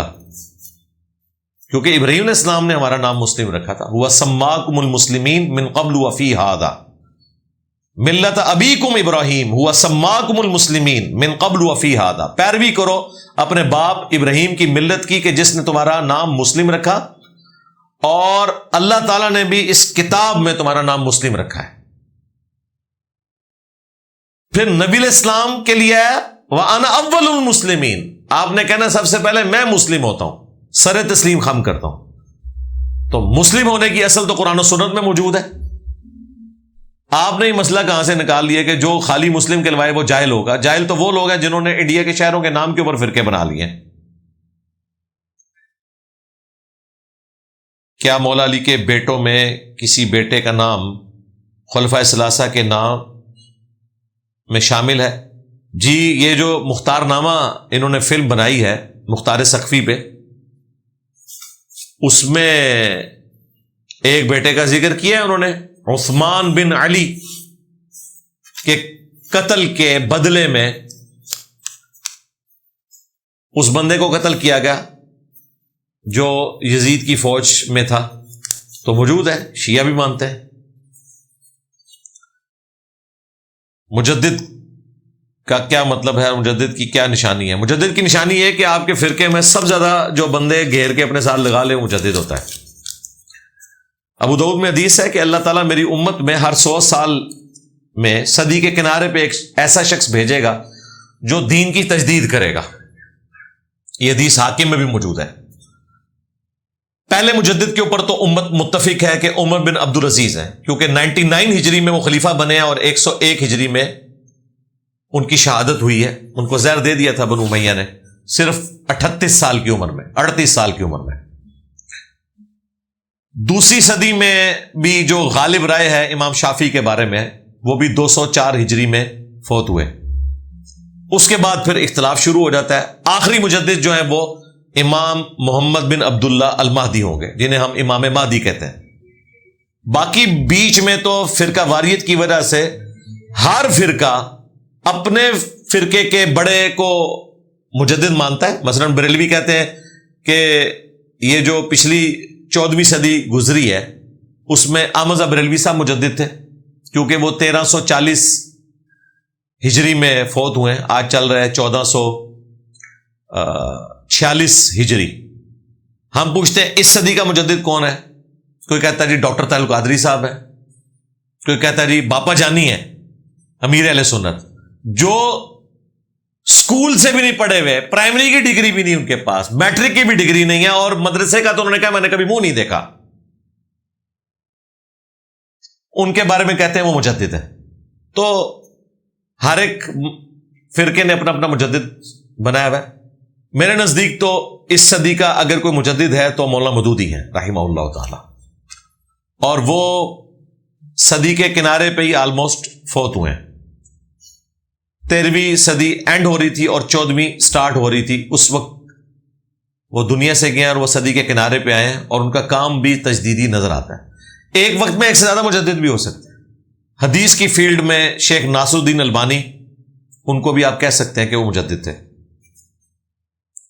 اگر کوئی لڑکا قادیانیت سے اسلام قبول کر چکا ہو تو کیا وہ اپنے ماں باپ کا جنازہ پڑھ سکتا ہے؟ کیا ان کے لیے دعائے خیر کر سکتا ہے؟ کیا وراثت میں حصہ لے سکتا ہے؟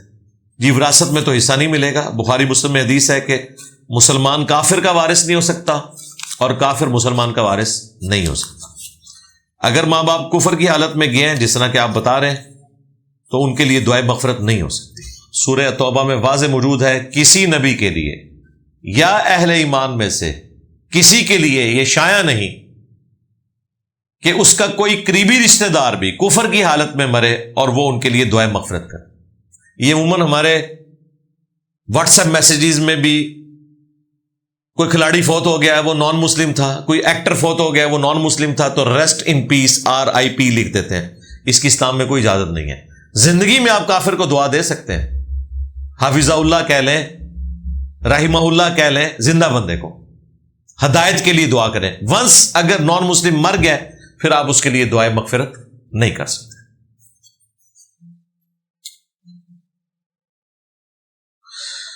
میں نے اپنی بیٹی کے نام پر 10 سال پہلے 1 لاکھ جمع کروائے تھے، جو اب 13 لاکھ ہو گئے۔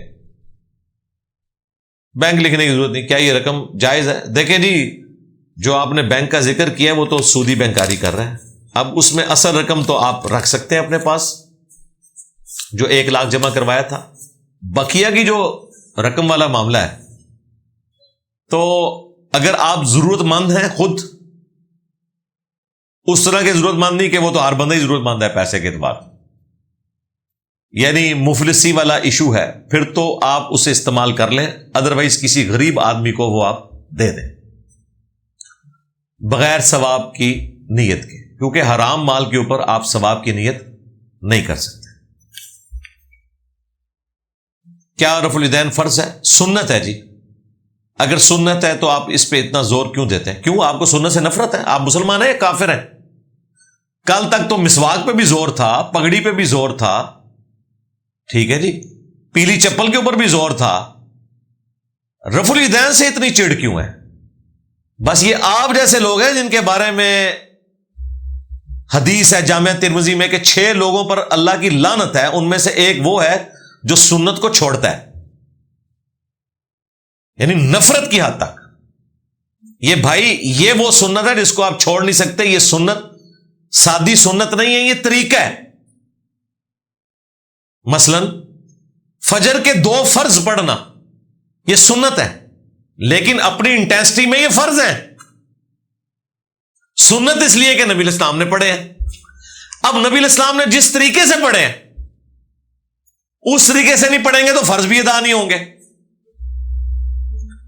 طریقے کے معنی میں سنت، اس پہ میری ایک تفصیلی ویڈیو ہے، سنت چھوڑنے والے پر لعنت۔ اس میں میں نے سنت کی 3 فارمز بتائی ہیں۔ یہاں سنت طریقے کے معنوں میں آیا۔ صحیح بخاری کے اندر حدیث موجود ہے، حضرت حذیفہ بن یمان رضی اللہ تعالیٰ عنہ نے ایک شخص کو دیکھا کہ وہ نماز پڑھ رہا ہے اور بڑی تیزی سے پڑھ رہا ہے، رکوع اور سجود صحیح نہیں کر رہا۔ تو نماز کے بعد انہوں نے کہا کہ اگر تو اسی طریقے سے نماز پڑھتا ہوا دنیا سے چلا گیا نا تو تو اس طریقے پہ نہیں مرے گا جو اللہ نے اپنے پیغمبر محمد صلی اللہ علیہ وآلہ وسلم کو دیا ہے، یعنی تو محمد صلی اللہ علیہ وآلہ وسلم کی ملت اور سنت پہ نہیں مرے گا۔ نماز پڑھ رہے اور وہ کہہ رہے ہیں آپ اس طریقے پہ نہیں مرو گے۔ بس ہم بھی آپ کو رفع الیدین چھوڑنے پہ یہی کہیں گے کہ آپ نماز پڑھتے ہوئے اس طریقے پہ نہیں مر رہے جو نبی الاسلام کو اللہ تعالیٰ نے دیا تھا، یہ کوئی اور ہی طریقہ ہے۔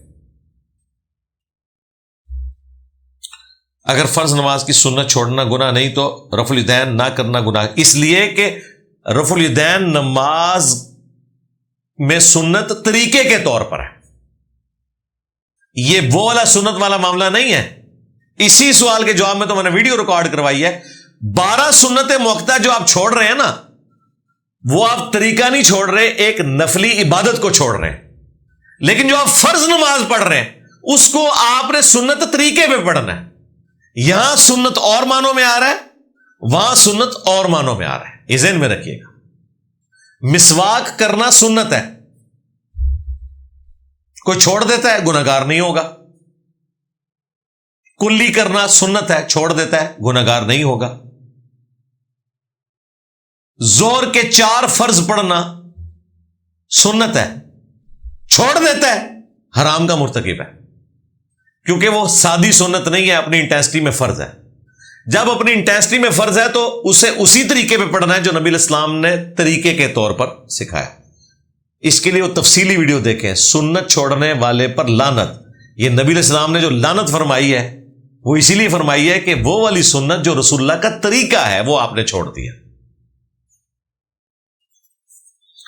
آگے لکھا ہے انہوں نے, جواب دیں گے تو بہت خوشی ہوگی, میں نے تو بہت پہلے طبیعت صاف کی ہوئی ہے. وہ ویڈیو لاکھوں لوگوں نے دیکھی ہے, سنت چھوڑنے والے پر لعنت. یہ بہت پرانا اعتراض ہے. میں اکثر اپنے اسٹوڈنٹ سے کہتا ہوں کہ جو فتنے انہوں نے بعد میں اٹھانے تھے نا, میں نے پہلے ہی ان فتنوں کا تدارک کر لیا ہے مختصر وقت میں. اس کے پیچھے ٹیکنیکل ریزن یہ ہے کہ ہمارے اوپر ہزاروں نہیں لاکھوں کیمرے فٹ ہیں, ہمارے اسٹوڈنٹس کے بھی اور مخالفین کے بھی. تو جو 1000 سال میں اعتراض ہونے تھے نا, وہ 1 سال میں میرے اوپر ہو جاتے ہیں, کیونکہ دنیا میں ہر بندہ نیکی کا کام یہ سمجھ رہا ہے کہ مرنے سے پہلے ایک کلپ انجینئر کے خلاف ضرور بنانا ہے. تو پوری امت اس وقت ایک بندے کی آخرت کی فکر میں, یعنی میری آخرت کی فکر میں. تو الحمدللہ اس طرح کے سارے اعتراضات سب سے پہلے میرے پاس پہنچ جاتے ہیں, میں انہیں ویڈیو میں ریکارڈ کروا دیتا ہوں. دیکھیں آپ کی پرچی تو آج آئی ہے نا یہ, اور میں اس کے اوپر ویڈیو آلموسٹ کوئی 5-6 سال پہلے ریکارڈ کروا چکا ہوں. سنت چھوڑنے والے پر لعنت, اس حدیث کو میں نے بریف کیا ہے, سنت کی 3 فارمز بتائی ہیں, اور اس وسوسے کا جواب دیا ہے کہ جو یہ اضافی نوافل سنتیں ہیں ان کو چھوڑنے والا گناہگار کیوں نہیں ہے, اور فرض کے اندر جو سنتیں ہیں انہیں جان بوجھ کے چھوڑنے والا گناہگار کیوں ہے, کیونکہ وہ سنت طریقے کے طور پر آ رہی ہوتی ہے. ان چیزوں کے فرق کو سمجھنے کی ضرورت ہے. اگر کوئی شخص دین کا عالم بننا چاہتا ہو اور دین کی راہ میں کام کرنا چاہتا ہو تو اس کے لیے سٹیپ بائی سٹیپ کیا کرے؟ سٹیپ بائی سٹیپ چپ کر کے دنیاوی تعلیم حاصل کرے, اس کے بعد ہماری ویڈیوز دیکھے, قرآن کی تفسیر خود پڑھے اپنی نیٹو لینگویج میں, اور ساتھ شوقیہ طور پر عربی بھی سیکھنا شروع کر دے. لیکن یہ کہنا کہ میں پہلے عربی سیکھوں گا یا کسی مدرسے میں پڑھوں گا اس کے بعد علم دین حاصل کروں گا, تو مدرسے میں تو علم دین نہیں, فرقوں کا علم دین سکھایا جاتا ہے. پلس جب مدرسے میں آپ جائیں گے تو وہ آپ کے 3-4 سال صرف فارسی اور عربی لنگوسٹک سکھانے میں صرف کر دیں گے, اس میں سے نکالیں گے بھی کچھ بھی نہیں. دور حدیث اینڈ پہ کروائیں گے اور باقی ساری فقہی بحثیں آپ کو سکھائیں گے. اس لیے آپ دیکھیں کتنے بڑے بڑے علماء ہیں, جب ہمارے پاس آتے ہیں نا, ہماری ویڈیوز دیکھتے ہیں تو وہ کہتے ہیں ہم تو ڈگری کر کے فارغ ہوئے تھے, ہمیں تو ان چیزوں کا پتہ ہی نہیں تھا, کیونکہ سلیکٹو اسٹڈی کروائی گئی تھی. اس کے لیے تفہیم القرآن, قرآن کی تفسیر آپ ضرور پڑھیں, بخاری مسلم ترجمے سے پڑھیں, مشکات المصابیح پڑھیں. اس کے لیے آپ میری ایک ویڈیو دیکھیں, انٹروڈکشن آف مشکات, اس میں نے اسی چیز کو ڈسکس کیا ہے. ہم مولا علی علیہ السلام سے محبت کا دعویٰ کرتے ہیں لیکن ان کے ساتھیوں سے حدیث نہیں لیتے, جیسا کہ مالک اشتر اور باقی لوگ. پھر میں وہی بات کروں گا, ہم لے رہے ہیں مولا علی کی حدیثیں بھی لے رہے ہیں, ان کے بیٹوں کی بھی احادیث لے رہے ہیں. عقائد تو ہم نے لینے ہیں قرآن سے, رہی احادیث آپ وہ حدیثیں بھی لے آئیں. مور دین 80% احادیث سنی اور شیعہ کے ہاں ایک جیسی ہیں, جن میں کوئی اختلاف نہیں ہے. یہ نہیں ہے کہ سنیوں کے ہاں اگر رمضان کے روزوں کی کوئی فضیلت آئی ہے تو شیعہ کے ہاں اس کے خلاف کوئی بات آپ کو مل جائے گی. الفاظ کا فرق ہو سکتا ہے, وہ تو اہل سنت کی اپنی کتابوں میں بھی ہے. میجورٹی چیزیں بالکل ایک جیسی ہیں, اور جو بڑی خطرناک چیزیں وہ بھی دونوں جگہ موجود ہیں.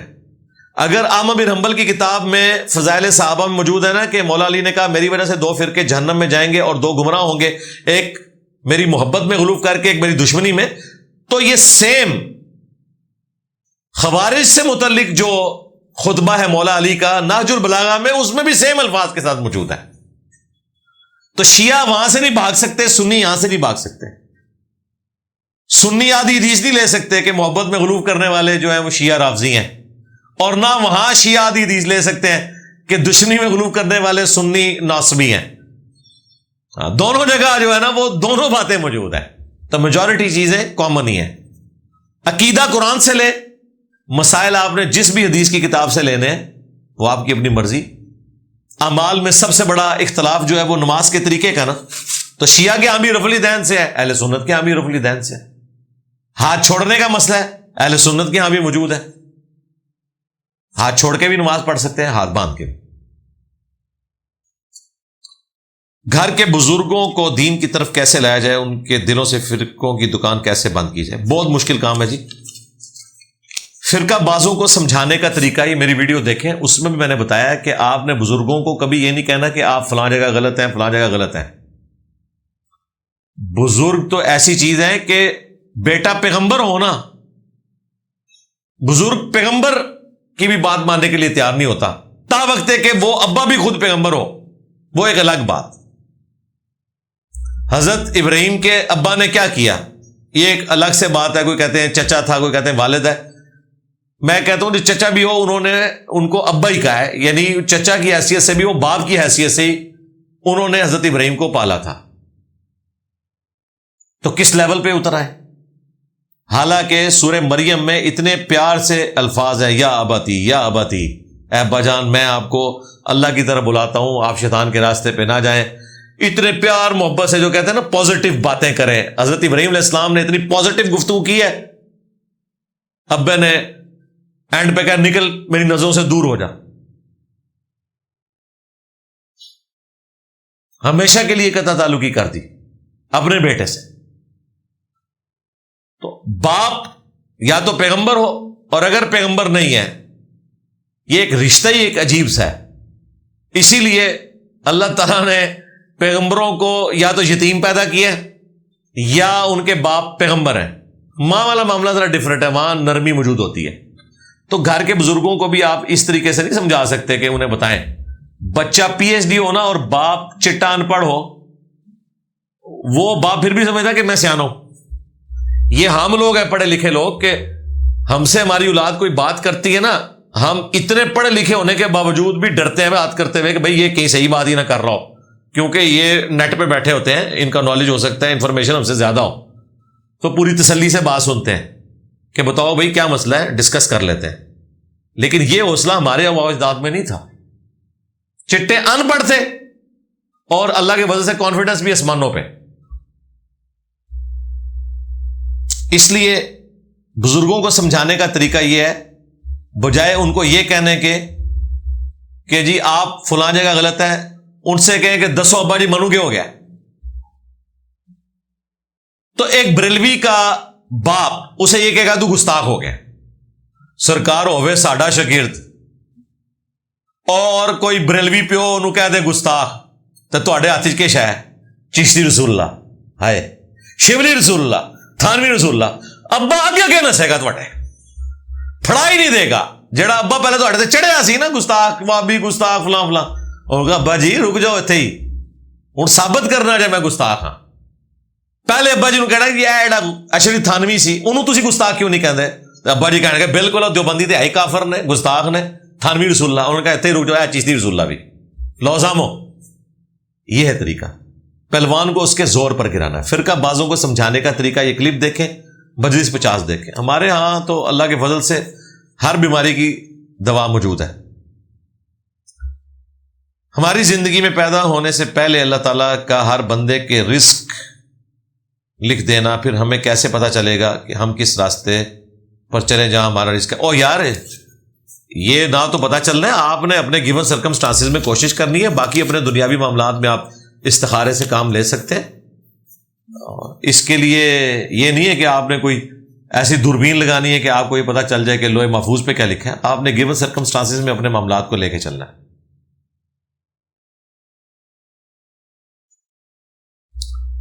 گلی میں یا میدان میں بیٹھ جانے سے کیا کپڑے خراب یا ناپاک ہو جاتے ہیں؟ نہیں ہوتے جی، جب تک کہ وہاں پہ ناپاکی نہ ہو. مٹی تو پاک ہے. مٹی کا پاک ہونا اس کا یقین کرنا ضروری نہیں ہے، ناپاک ہونے کا یقین کرنا ضروری ہے. اور ناپاک ہونے کا یقین کرنے کے لیے آپ کو ثابت کرنا پڑے گا کہ یہاں پہ کوئی گندگی پڑی ہوئی ہے، کسی زمانے میں تھی، آپ کو نہیں پتا تھا، تو وہ پاک ہے آپ کے لیے، چاہے وہ تھی بھی پاک ہے. اور یہ ایگریڈ اپون مسئلہ ہے، اسی لیے شریعت نے اسے اوپن چھوڑا ہے. باقی یہ سڑکوں پہ چلتے ہوئے جو کیچڑ لگ جاتی ہے، جب تک آپ کو کنفرم نہ ہو کہ اس سڑک پہ یہ والی جو کیچڑ ہے یہ گٹر سے اگلی ہوئی ہے، ایگزیکٹلی آپ کو پتا ہو، اس وقت تک وہ کیچڑ بھی پاک ہے. ظاہر ہے پاک مٹی گیلی ہو کے آپ کے جسم کو لگ جائے تو پاک ہی رہے گی. بخاری مسلم میں نہیں آتا نبی علیہ السلام فجر کی نماز پڑھا کے فارغ ہوئے تو آپ کے ماتھے پر کیچڑ لگی ہوئی تھی، کیونکہ نبی علیہ السلام زمین پہ نماز پڑھتے تھے اور وہ مٹی کی وہ پیوڈ کی ہوئی فرش ہوتی تھی مسجد نبوی کی، تو رات کو بارش کی وجہ سے وہ ٹپک پڑی اور وہ کیچڑ کا نشان لگا۔ مٹی کا گیلا ہونا ناپاک ہونے کی دلیل نہیں ہے جب تک کہ اس میں گندگی شامل نہ ہو، اور بارش کا جو پانی مسلسل سڑکوں پہ بہہ رہا ہوتا ہے وہ تو ویسے ہی بہتا ہوا پانی ہے۔ اگر سڑک کے اوپر کہیں گوبر وغیرہ بھی ہے اور وہ پانی میں اس طریقے سے بہہ گیا تو وہ اوورال پانی سارا ناپاک نہیں ہوگا، وہ میجورٹی پورشن میں دہ در دہ پانی ہے، اس کی وجہ سے کوئی فرق نہیں پڑتا، وہ پاک ہی رہے گا۔ کاروبار میں اگر کوئی نامحرم آ جائے تو کیا حکم ہے؟ نظریں جھکا کر اپنا کاروبار کرے، حکم کیا ہے؟ آگے تو نہیں چلنا آپ نے، بس جو کاروبار ہے وہ کرے۔ نوحے اور مرثیے سن سکتے ہیں، زیادہ تر تو شرکیاں ہیں، استمداد کی گئی ہے، جھوٹ پہ مبنی ہے، بچنے میں عافیت ہے۔ برے خیالات اور وسوسوں سے کیسے بچا جائے؟ اگر کام کرتے وقت نماز رہ جائے تو پھر کام کرتے وقت تو نماز نہیں رہنی چاہیے جی۔ اس طرح نماز رہ جائے کہ قضا ہو گئی ہے وہ تو پھر آپ گناہ گار ہوں گے۔ ہاں کبھی جماعت سے رہ گئے کبھی کبھار تو ٹھیک ہے، آپ پڑھ لیں، وقت کے اندر نماز تو پڑھنی ہے۔ برے خیالات سے بچنے کے لیے ضروری ہے کہ آپ نے برے خیال اپنے دماغ میں نہیں لانے، جو آ رہے ہیں ان کی طرف توجہ نہیں دینی، خود بخود کچھ عرصے بعد آنے بند ہو جائیں گے۔ جب آپ خیالات کی پیروی کرتے ہیں وہ پھر ایڈ ہوتے جاتے ہیں۔ باقی اعوذ باللہ من الشیطان الرجیم پڑھے، لا حول ولا قوت الا باللہ پڑھے۔ ہاتھوں پر اور پاؤں وغیرہ میں یا بازو پر تعویذ باندھنے کی کیا شرعی حیثیت ہے؟ کوئی نہیں جی، تعویذ آخری 3 صورتیں ہیں وہ بھی پڑھ کے اپنے جسم کے اوپر دم کرنا ہے، صبح شام 3 دفعہ، رات کو سونے سے پہلے 3 دفعہ۔ المعوذات 3 پناہ دینے والی صورتیں، اس پہ میرا کلپ بھی ہے، نبی علیہ السلام کے تعویذات۔ سر کے بال کس طرح کے کٹے ہوئے ہوں تو جائز ہے؟ ہر طرح کے بال جائز ہے، سوائے بخاری مسلم میں آیا نبی علیہ السلام نے قضا کرنے سے منع کیا ہے۔ قضا یہ ہے کہ سر کے بالوں میں سے کچھ بالکل شیو آف کروا دیے جائیں، جس طرح یہ کٹورا کٹ ہوتی ہے۔ ایک یہ کہ یہاں سے ہلکے رکھنا، اوپر سے زیادہ رکھنا، یہ جائز ہے۔ شیو آف کروا دینا یا اس طرح شیو کر کے بیچ میں لائنیں بنانا جس طرح فٹ بالرز نے بنائی ہوتی ہیں، اس کو کہا گیا قضا۔ قاف زا عین، یہ حرام ہے۔ بخاری مسلم دونوں میں یہ حدیث موجود ہے، نبی علیہ السلام نے قضا کرنے سے منع فرمایا۔ کھڑے ہو کر کھانا یا پینا کیسا ہے؟ کیا اس طرح کھانے اور پینے سے کوئی بیماری لگتی ہے؟ بالکل نہیں، جھوٹ ہے، سنت ہے، عمومی سنت بیٹھ کر کھانا پینا ہے، کبھی کبھار کھڑے ہو کر کھانا اور پینا یہ سنت ہے۔ صحیح بخاری میں جو مولا علی کا ذکر ہے کہ کوفے کی مسجد میں انہوں نے لوگوں کو وضو کا طریقہ سکھایا، ایک تشت لایا گیا، وہ پانی اس میں جمع کیا گیا، انہوں نے وضو کیا، باقی پانی اسی میں گرا تاکہ مسجد گیلی نہ ہو۔ اس کے بعد جس برتن سے وہ وضو کر رہے تھے وہ کوزہ تھا یا لوٹے کی کوئی فارم تھی، سیدنا علی نے کھڑے ہو کر اس کو پیا اور کہا کہ میں نے کوفے کے لوگوں کو دیکھا ہے کہ وہ کھڑے ہو کر پانی پینے کو معیوب سمجھتے ہیں، جبکہ میں نے نبی علیہ السلام کو کھڑے ہو کر پانی پیتے ہوئے دیکھا ہے۔ یہ بخاری میں حدیث ہے۔ اسی لیے مسلم شریف میں جو حدیث آتی ہے نا کہ جو بھول کر بھی کھڑے ہو کر پانی پیے وہ کیا کر دے، اس حدیث کے نیچے یہ بخاری کی حدیث کوٹ کرتے ہیں لوگ شرح میں محدثین کہ یہ والی حدیث منسوخ ہے، اس کی ناسخ حدیث یہ ہے، بعد میں حضور نے اجازت دے دی تھی۔ جامعہ ترمذی میں تو عبداللہ ابن عمر اور حضرت ابو ہریرہ کے بارے میں آتا ہے کہ وہ کہتے ہیں کہ ہم نبی علیہ السلام کے زمانے میں کھڑے ہو کر کھا بھی لیا کرتے تھے اور پی بھی لیا کرتے تھے، اور نبی علیہ السلام نے ہمیں کبھی منع نہیں کیا۔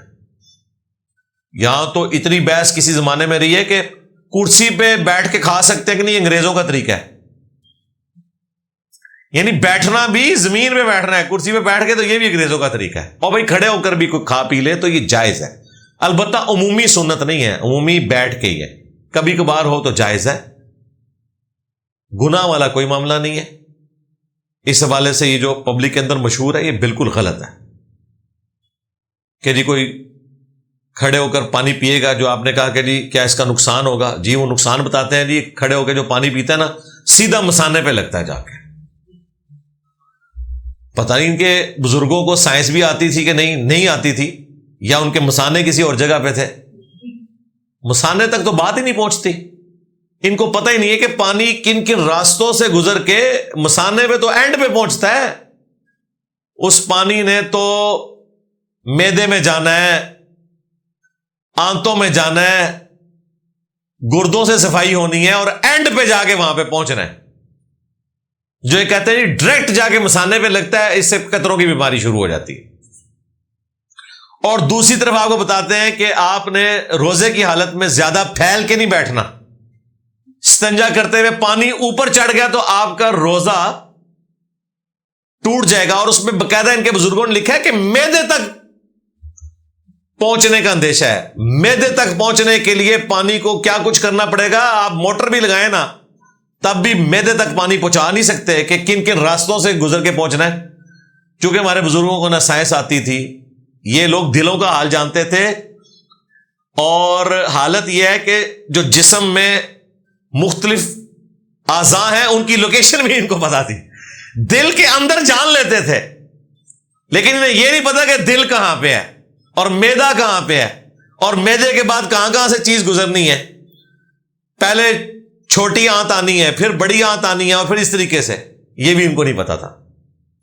ہم گولڈا بیٹھے ہوئے تھے دربار کے اوپر، یہ میں بات کر رہا ہوں کوئی 1998-99 کی. تو وہاں پر بھی، اور داتا دربار المشہور علی اجمیری صاحب کے مزار پہ بھی نا آپ کو کئی لوگ بیٹھے ہوں گے، نظر آئیں گے. سفید پگڑیاں ہیں، کپڑے پہنے ہوئے ہیں، موٹی سی تسبیح رکھی ہے، یوں پھیرتے ہیں، اور وہ ان کا دل یہاں پہ نا ایسے ایسے ان کی یہ کرتا ہل رہا ہوتا ہے. اتنی انہوں نے پریکٹس کی ہوتی ہے، اور وہ لوگ کہہ رہے ہوتے ہیں ان کا قلب جاری ہوا ہوا ہے. ہم بھی یہ سمجھتے تھے. اللہ کے بندو، یہ تو بعد میں جب سائنس پڑھی تو ہمیں پتا چلا کہ دل تو کبھی بھی اس طریقے سے دھڑک ہی نہیں سکتا کہ آپ کی یہ قمیض ہلائے. اور اس کے لیے سائنس بھی ضروری نہیں ہے. آپ یہاں پہ ہاتھ رکھیں تو تھوڑی دیر بعد آپ کو فیل ہوگا کہ نیچے کوئی ہارڈ چیز ہے، وہ آپ کی پسلیاں ہیں. پسلیوں کے پیچھے دل ہوتا ہے. اب مجھے بتائیں دل کتنی بھی زور سے دھڑکے پسلیوں سے تو باہر نہیں آ سکتا. تو یہاں جو یہ کرتا ہل رہا ہوتا ہے وہ بیسیکلی یہ گوشت کا لوتھڑا ہوتا ہے اوپر والا. اس کی وہ پریکٹس کر کر کے وہ آپ یہ والا بھی لانا شروع کر دیں، یہ بھی ہلے گا. دل ادھر شفٹ کر لیں، اور دیکھیں انہوں نے سارا فراڈ مچایا ہوا ہے. جتنے قلب جاری کیے ہوئے ہیں ان سے پوچھے یار دل تو پسلیوں کے پیچھے ہوتا ہے، دل کبھی بھی یہاں دھڑک ہی نہیں سکتا. جو مرضی آپ کر لیں، یہ گوشت کا لوتھڑا ہے، اس کے پیچھے پسلی ہیں. اور اس دل تک پہنچنے کے لیے جب بائی پاس ہوتا ہے نا، گرائنڈر چلایا جاتا ہے. وہ یوٹیوب کے اوپر نا پوری اینیمیشن اوریجنل بھی آپریشن رکھے ہوئے ہیں. یہاں سے لے کے یہاں تک گرائنڈر چلتا ہے. وہ پسلیوں کو یوں کھولتے ہیں، پھر اندر سے وہ دل نکالتے ہیں، اسے وقتی طور پر مشین کے اوپر رکھتے ہیں بلڈ کے سسٹم کو، پھر وہ بائی پاس کرتے ہیں. اور آپ کے بزرگ روحانی آپریشن کرتے رہے، اور تھوڑے بزرگوں کو یہ بھی نہیں پتا کہ دل ہوتا کتنے ہے. اس گوشت کو ہلا لا کے بتا رہے قلب جاری ہوا ہے. قلب اللہ کے فضل سے ہر انسان کا جاری ہے، چاہے وہ مسلمان ہے یا کافر ہے، کیونکہ قلب بند ہو گیا تو بند ہی ختم ہو جائے گا. تو وہ جاری ہے، اللہ کا شکر ہے. کرنٹ شاہ میری ایک ویڈیو ہے، وہ آپ دیکھ لیں. علماء کرام یہ کہانی کرواتے ہیں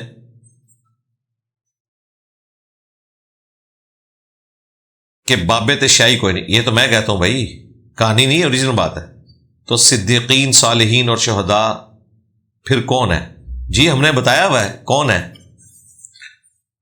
قرآن میں جب یہ ذکر ہوا تو قرآن کے نزول کے وقت جو صدیقین، شہداء، صالحین موجود تھے ان کے پیچھے تو قرآن کھڑا ہے، یعنی اہل البیت اور صحابہ کرام علیہم رضوان. ان کے بعد سکہ تابعین، قیامت تک یہ سلسلہ جاری ہے. لیکن ڈیفینیٹلی کون ہے جن کے پیچھے قرآن کھڑا ہے؟ اس کے بعد تو آپ نہیں مان رہے بھائی. احمد بریلوی صاحب کو اولیاء اللہ میں شمار کرتے ہیں بریلوی، لیکن دیوبندی تو کہتے ہیں یہ بدعتی ہے. اشرف تھانوی صاحب کو اولیاء اللہ میں شمار کرتے ہیں دیوبندی، اور بریلوی کہتے ہیں گستاخ رسول ہے. لو سامو، یہ کون ڈیفائن کرے گا؟ قیامت تک ایسے لوگ رہیں گے. ہمارا اس نے ظن ہے کہ امام بخاری، امام مسلم صدیقین میں شامل ہیں جنہوں نے اسلام کے لیے کنٹریبیوٹ کیا. اس سے اگر آپ یہ ثابت کرنا چاہیں گے کہ آپ کے بزرگ بابے جنہوں نے ختم نبوت کے اوپر ڈاکے مارے، جن کی کتابوں میں تعلیمات قرآن و سنت کے خلاف ہیں، ہم انہیں اولیاء اللہ تصور کر لیں؟ بالکل ایسا نہیں ہو سکتا۔ بیوی سے ناراضگی کتنی دیر رکھنی چاہیے؟ اگر ناراضگی کے باوجود گھر کا سارا خرچ اٹھا رہے ہیں تو کیا نہ بولنا بیوی سے گناہ تو نہیں؟ بالکل گناہ ہے۔ عام مسلمان کے بارے میں بخاری میں ہے 3 دن سے زیادہ آپ ناراض نہیں رہ سکتے۔ بیوی سے تو زیادہ سے زیادہ ناراضگی اتنی دیر ہونی چاہیے جتنی دیر وہ معاملہ ہوا ہے، اس کے بعد آپ گھر سے باہر نکل جائیں اور واپسی پہ آپ راضی راضی گھر آ جائیں، بس، اس سے زیادہ کوئی ناراضگی نہیں۔ میاں بیوی کا تو رشتہ اس کے بغیر چل نہیں سکتا۔ بخاری مسلم میں حدیث ہے، سیدہ فاطمہ اور سیدنا علی کا جھگڑا ہوا تو حضرت علی گھر سے باہر نکل گئے۔ کسی بھی شریف آدمی کو یہی کرنا چاہیے کہ بیوی سے جھگڑا ہو تو بیوی کو باہر نہیں نکالنا، آپ خود نکل جائیں۔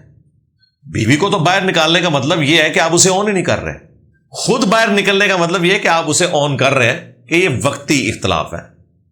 وہ تو نبی علیہ السلام اپنی بیویوں سے 1 مہینے کے لیے ناراض ہو گئے تھے، وہ ایک اسپیشل کیس تھا، اسے ایلا کہا جاتا ہے۔ پھر قرآن میں آیات نازل ہوئی، لیکن یہ نبی علیہ السلام نے اس کو لیگیسی کے طور پہ آگے ٹرانسفر نہیں کیا کہ آپ نے ایلا کرنا ہے۔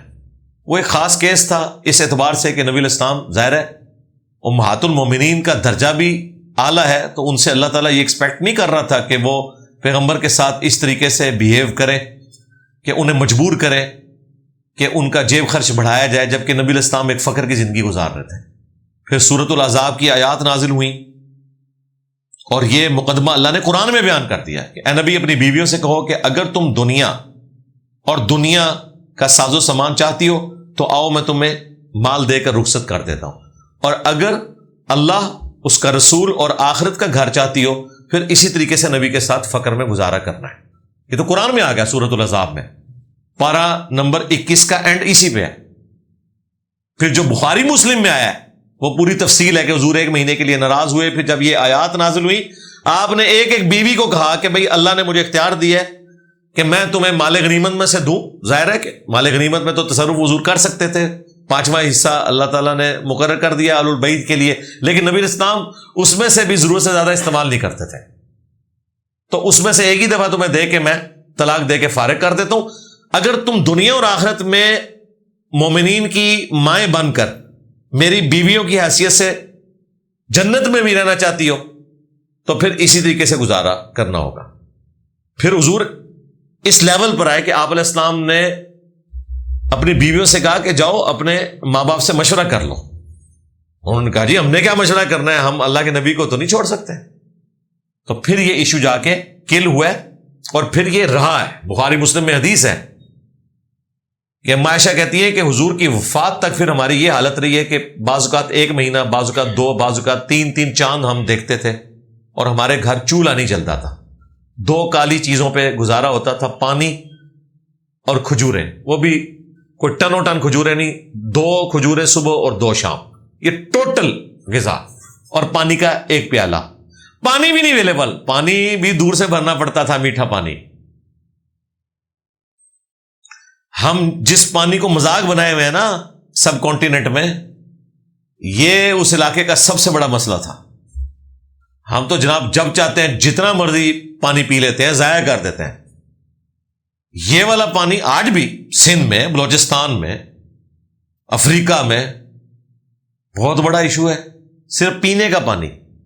آج بھی اس پریزنٹ ورلڈ میں پاکستان میں سینکڑوں گاؤں ایسے ہیں جہاں عورتیں روزانہ 5 میل یعنی آلموسٹ 7.5-8 کلومیٹر پیدل سفر کرتی ہیں گھڑے اٹھا کر، پینے کا پانی لے کے آتی ہیں۔ ہاں، پینے والا میٹھا پانی اویلیبل نہیں۔ اپنے کپڑے گھر کے دھونے والے، وہ بھی پھر سفر کر کے دھونے کے لیے جاتی ہیں۔ وہ عورتیں تو ایک دن میں وہ مشقت اٹھا رہی ہیں کہ ہماری گھر کی عورتیں تو شاید پوری زندگی وہ والی مشقت نہ انہوں نے اٹھائی ہوئی ہو اس پریزنٹ ورلڈ کے اندر۔ تو اس زمانے میں یہ بات، میٹھے پانی کا 1 کپ ملنا، 1 پیالہ ملنا، یہ بھی بہت بڑی بات تھی، لیکن گزارا کیا۔ میرا میڈیسن سیل کرنے کا کام ہے۔ کچھ میڈیسن ایسی ہیں جن کو لوگ نشے کے طور پر استعمال کرتے ہیں، کیا وہ میڈیسن سیل کرنا گناہ ہے؟ اگر تو صرف نشے کے لیے استعمال ہوتی ہیں پھر تو سیل کرنا گناہ ہے، سیدھی سی بات. اور اگر یہ دوائی کے طور پر بھی ہے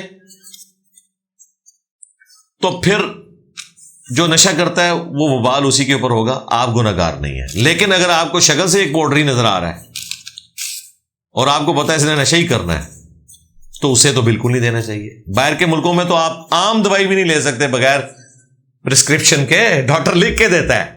اسی لیے جو ہمارے باہر کے ملکوں سے لوگ آتے ہیں یہاں سے ڈسپرین اور پتہ نہیں کیا کچھ لے کے جاتے ہیں ساتھ، وہ کہتے ہیں وہاں تو، اور وہ طریقہ بہتر ہے، وہ امیونٹی کو ڈیولپ ہونے دیتے ہیں. یہاں تو فوراً جو ہے نا ڈاکٹرز جو ہیں وہ اتنی ہیوی ڈوز لکھ دیتے ہیں، اسٹیرائڈز دے دیتے ہیں، اور پھر لوگ فخریہ بتا رہے ہوتے ہیں فلاں ڈاکٹر کے پاس گئے، پہلی دوائی تے آرام آ گیا، انہیں پہلی دوائی تے ہی تیرا بیڑا غرق کر دیتا ہے، جسم کا امیونٹی سسٹم ختم ہو جاتا ہے. میں نے اپنے گھر میں آبزرو کیا ہے، میری جو بڑی والی بیٹی ہے نا، اس وقت ہمارے جو ایک فیملی ڈاکٹر تھے نا وہ رشتے میں میرے تایا لگتے تھے، اب وہ امریکہ شفٹ ہو گئے، وہ ہومیوپیتھک ڈاکٹر تھے. جب کبھی بچی نے بیمار ہونا تو حالانکہ ہمارے پاس ایلوپیتھک والی یعنی ایک فیسلٹی بھی تھی لیکن ہم ان سے دوائی لیتے تھے، اور ہومیوپیتھک ادویات تو آپ کو پتا ہے ان کا کوئی سائیڈ افیکٹ نہیں ہوتا، ان کا اپنا افیکٹ بھی ہو جائے تو بڑی بات ہے، سائیڈ افیکٹ کہاں سے ہونا ہے، وہ بڑا آہستہ آہستہ کام کرتی ہے. تو ہومیوپیتھک دوائی لیتے تھے اور زیادہ تر وہ ادویات اسی قسم کی ہوتی ہیں، ان میں کوئی اینٹی بایوٹکس والا تو ایشو ہی نہیں ہے. وہ بچی ہماری جو ہے نا وہ 3-3 4-4 دن بیمار پڑی رہتی تھی، ماں باپ سے تو نہیں دیکھا جاتا، لیکن ہم اس سلسلے کو چلاتے رہے، 2-3 سال 4 سال کی وہ ہو گئی. اس کے بعد اللہ کا شکر ہے آلموسٹ اب 20 سال عمر ہونے والی ہے، ہمارے گھر میں وہ بچی ہے کہ وہ بیمار ہی نہیں کبھی ہوتی. تو مجھے وائف اس دن بتا رہی تھی، تم نے نوٹ کیا کہ یہ کیوں نہیں بیمار ہوتی کبھی؟ کیونکہ اس کی امیونٹی ڈیولپ ہوگی، بچپن میں ٹریننگ صحیح ہوگی نا کہ اسے اینٹی بایوٹکس. اچھا اس کے بعد جو بچے ہیں ان کو اینٹی بایوٹکس پہ لگایا ہے، مہینے میں 1-2 دفعہ انہوں نے بیمار ہونا ہے، پھر پوری انہوں نے کورس کرنا ہے، پھر ٹھیک ہونا ہے. تو یہ گورے دوائیاں بنا کے آپ کے متھے مار رہے ہیں، لیکن انہوں نے خود بھی یہ لرن کیا ہے کہ یہ کوئی طریقہ نہیں ہے، اس سے امیونٹی ڈیولپ نہیں ہوتی، الٹا آپ کے لیے ایک مصیبت بن جاتی ہے. اس لیے عام نزلہ زکام، گلا خراب ہو، تھوڑا بہت بخار ہو، بخار کی دوائی آپ ضرور لے لیں، اینٹی بایوٹکس نہ لیں، آپ ہربل لے لیں، سٹیم لینا شروع کر دیں. اسی طریقے سے آپ یہ توت سیاہ شربت جو ملتا ہے یہ استعمال کرنا شروع کر دیں، قہوہ بنا کے پی لیں. ویسے بھی وہ جو وائرل ڈیزیز ہے اس نے اپنا وہ پیریڈ پورا کرنا ہوتا ہے، دوائی لیں یا نہ لیں. ہاں جب معاملہ زیادہ بگڑ جائے، وہ بیکٹیریل انفیکشن والا کوئی ایشو اس اعتبار سے ہونے کے چانسز ہوں، وہ ایک الگ چیز ہے. ادروائز عام نزلہ زکام کے لیے، چھوٹے موٹے بخار کے لیے بھی دوائی نہیں لینی چاہیے. ہاں بخار کو ٹھنڈا کرنے کے لیے آپ وہ گولی استعمال کر سکتے ہیں، وہ ایک الگ چیز ہے. ادروائز یہ اینٹی بایوٹکس لینا یہ ظلم ہے. محرم، عید، میلاد النبی، محفل میلاد پر جو لوگ کھانا وغیرہ تقسیم کرتے ہیں کیا وہ جائز ہے؟ جو لے کے آئے نا اسے پوچھے کس کے نام کا ہے، اگر وہ کہے کہ یہ اللہ کے نام کا ہے تو کھا لیں، اور اگر وہ کسی بزرگ کی طرف منسوب کرے کہ کہے کہ ان کے نام کا ہے پھر بھائی آپ نے نہیں کھانا. ہاں اصالہ ثواب والا معاملہ ہو اللہ کے نام کا پھر کوئی حرج نہیں. البتہ ہم ان ایکٹیویٹیز کو، جس طرح آپ کو 11ویں کا ختم دلوا کے نیاز تقسیم کرتا ہے اور وہ کہتا ہے عبد القادر جیلانی کی روح کے اصالہ ثواب کے لیے اللہ کے نام کی، تو ہم اس کھانے کو تو حرام نہیں کہتے. یہ ایکٹیویٹی ضرور بدعت ہے لیکن اس کھانے کے اوپر شریع فتویٰ نہیں لگے گا، وہ آپ کھا سکتے ہیں. میرے ابو کے اپنے خاندان کے ساتھ زمینی تنازعات چلتے رہتے ہیں جن میں ہم حق پر ہیں، جس کی وجہ سے میرے چچا اور تایا میرے والد صاحب کے ساتھ لڑتے جھگڑتے رہتے ہیں. قرآن و سنت کی رہنمائی فرمائے کہ میں اپنے ان رشتہ داروں کے ساتھ کس حد تک تعلق توڑ سکتا ہوں. اور یار جان چھڑا لو، دے دلا کے جان چھڑاؤ. ہمارے بھی اپنے اسی قسم کے معاملات چل رہے تھے. تو اللہ کا شکر ہے والد صاحب کو قائل کیا, 6-7 مرلے زمین خود سے دے دی, ایک کمرشل جگہ کے اوپر تھی, روڈ کے اوپر. میں نے کہا جی ہمارے پاس 70 موجود ہے, وہ 77 تھی, اپنی انہوں نے کسی زمانے میں بیچ کے سارے ہمارے قریبی رشتہ دار کھا بیٹھے, بعد میں اس جگہ کی ویلیو چڑھ گئی. اب انہوں نے کہا کہ نہیں جی یہ اتنا حصہ ہمارا اور بنتا ہے, مقدمات بھی جیت لیے, پھر وہ سٹے لے لیتے تھے. اینڈ رزلٹ یہ ہے کہ نہ وہ زمین ہمارے کسی کام کی نہ ان کے کام کی. پھر ہم نے صلح کر کے 7 مرلے زمین دی, اور والد صاحب نے کہا کہ بھئی یہ میں اپنی خوشی سے نہیں دے رہا, میں آخرت میں بدلہ لوں گا اس کا, میں اس جھگڑے کو مٹانے کے لیے. تو ٹھیک ہے, دنیا میں بھی سکون میں آگے, اور آخرت میں تو دیکھیں اس کا کیا اجر ملنے والا ہے. بخاری مسلم حدیث ہے, ایک 42 زمین بھی اگر کسی نے دبا لی نا کسی کی, تو 7 زمینوں کا توق اس کے گلے میں ڈالا جائے گا. یہ تو دبانے والے کے اوپر عذاب ہے نا, جس کی دبائی ہے اس کو انعام بھی پھر اسی اعتبار سے مل رہا ہوگا. تو میں نے یہ دیکھا ہے کہ رشتہ داروں کے معاملات میں اگر آپ کو نقصان بھی اٹھانا پڑتا ہے نا, اپنی رشتہ داری کو خراب نہ کریں, دے دلا کے جان چھڑا لیں, کیونکہ بعض اوقات پھر قتل و غارت تک نوبت آ جاتی ہے اور معاملات ہو جاتے ہیں. سب سے زیادہ اگر آپ کی لائف ونریبل کوئی کر سکتا ہے نا, تو آپ کا قریبی رشتہ دار اور دوست کر سکتا ہے. باہر کا بندہ تو کوئی بھی حملہ آور نہیں ہو سکتا, اسے تو پوری ریکی کرنی پڑے گی, کیا کچھ کرنا پڑے گا. لیکن آپ کے رشتہ دار تو 100% آپ کو جانتے ہیں, آپ کس وقت کہاں ہوتے ہیں, اور آپ ان سے ایکسپیکٹ بھی نہیں کریں گے وہ آپ کو نقصان بھی پہنچائیں گے. کئی لوگ ایسے ہیں وقتی طور پہ صلح کرتے ہیں, بعد میں پورا خاندان قتل کر دیتے ہیں. تو بہتر یہ ہے کہ آپ ڈیفینسو موڈ میں جائیں, اپنی جیب سے بھی کچھ لگانا پڑتا ہے کر کے جان چھوڑیں. یار آخرت کا دن ہے نا, آپ یہ سمجھیں یہ نیکیاں آخرت کے لیے سٹور ہو گئی ہیں, اپنے آپ کو سیٹسفائی کر, کیا فرق پڑتا ہے. مجھے بتائیں اگر اس جھگڑے کی وجہ سے آپ کا باپ قتل ہو جاتا ہے, یا وہ کچہری کے چکر کاٹ کاٹ کے سائیکو مریض بن جاتا ہے, تو پھر تو آپ نے کہنا تھا یار یہ ساری زمین بھی لے لیتے, میرا باپ تو بچ جاتا. پھر اینڈ پہ یہ سوچ رہے ہوتا ہوں پہلے جان چھڑاؤ. اور یہ کوئی لسا ہونا نہیں ہے کہ انسان جو ہے وہ آخرت کے لیے معاملے کو سٹور کر لے. سورہ شورا میں آیا کہ برائی کا بدلہ اسی لیول کی برائی ہے, لیکن اگر کوئی شخص معافی کی روش اختیار کرتا ہے نا, تو اس کا اجر اللہ کے حضور پکا ہے. اور اس طرح کی جو دشمنی ہے ان میں معافی کی روش اختیار کرنے میں آپ کا اپنا فائدہ بھی ہے, پھر قطع تعلقی سے بھی آپ بچ جاتے ہیں. تو اس لیے ماں باپ کو سمجھایا کریں. ہماری ایک زمین تھی, اس کا سودا ہو گیا, اور بیانہ بھی اس بندے نے پکڑا دیا, ہم بیچ رہے تھے, اور الٹیمیٹلی وہ شخص رقم ارینج کرنے میں ناکام ہو گیا. تو پاکستان میں تو یہی قانون چل رہا ہے کہ وہ بیانہ ضبط ہو جاتا ہے, حالانکہ شریعت میں تو یہ حرام ہے. آپ اس طرح کی فائنینشیل پینلٹی تو کسی کو نہیں ڈال سکتے. تو میرے والد صاحب نے مجھ سے پوچھا کہ اب ان پیسوں کا کیا کرنا ہے. یہ 60-70 ہزار روپے تھے, اور آج سے میں کو 15-20 سال پہلے کی بات کر رہا ہوں. بڑی رقم تھی, آج کے لاکھوں روپے بنتے ہیں. میں نے کہا جی یہ حرام ہے ہمارے اوپر. ہم عشاء کی نماز کے بعد گئے, ان کو گھر واپس کر کے آئے پیسے, کہ جی یہ آپ کے پیسے ہیں. وہ بڑے حیران ہو گئے, جی یہ کیسے ہو سکتا ہے, کوئی بندہ بیانہ نہ دبائے. تو ہمیں تو پتہ ہے نا کہ یہ آخرت کے لیے ہم جو ہے وہ یہ ایک لعنت کما رہے ہیں.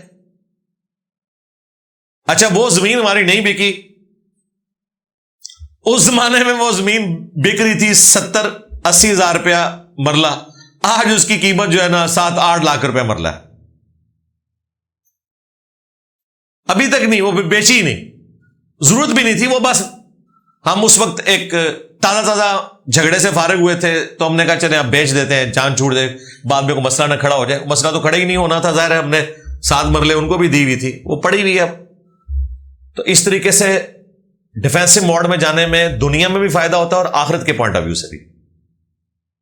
اگر کوئی خود کو سید کہتا ہے تو کیسے معلوم ہوگا کہ وہ سید ہے؟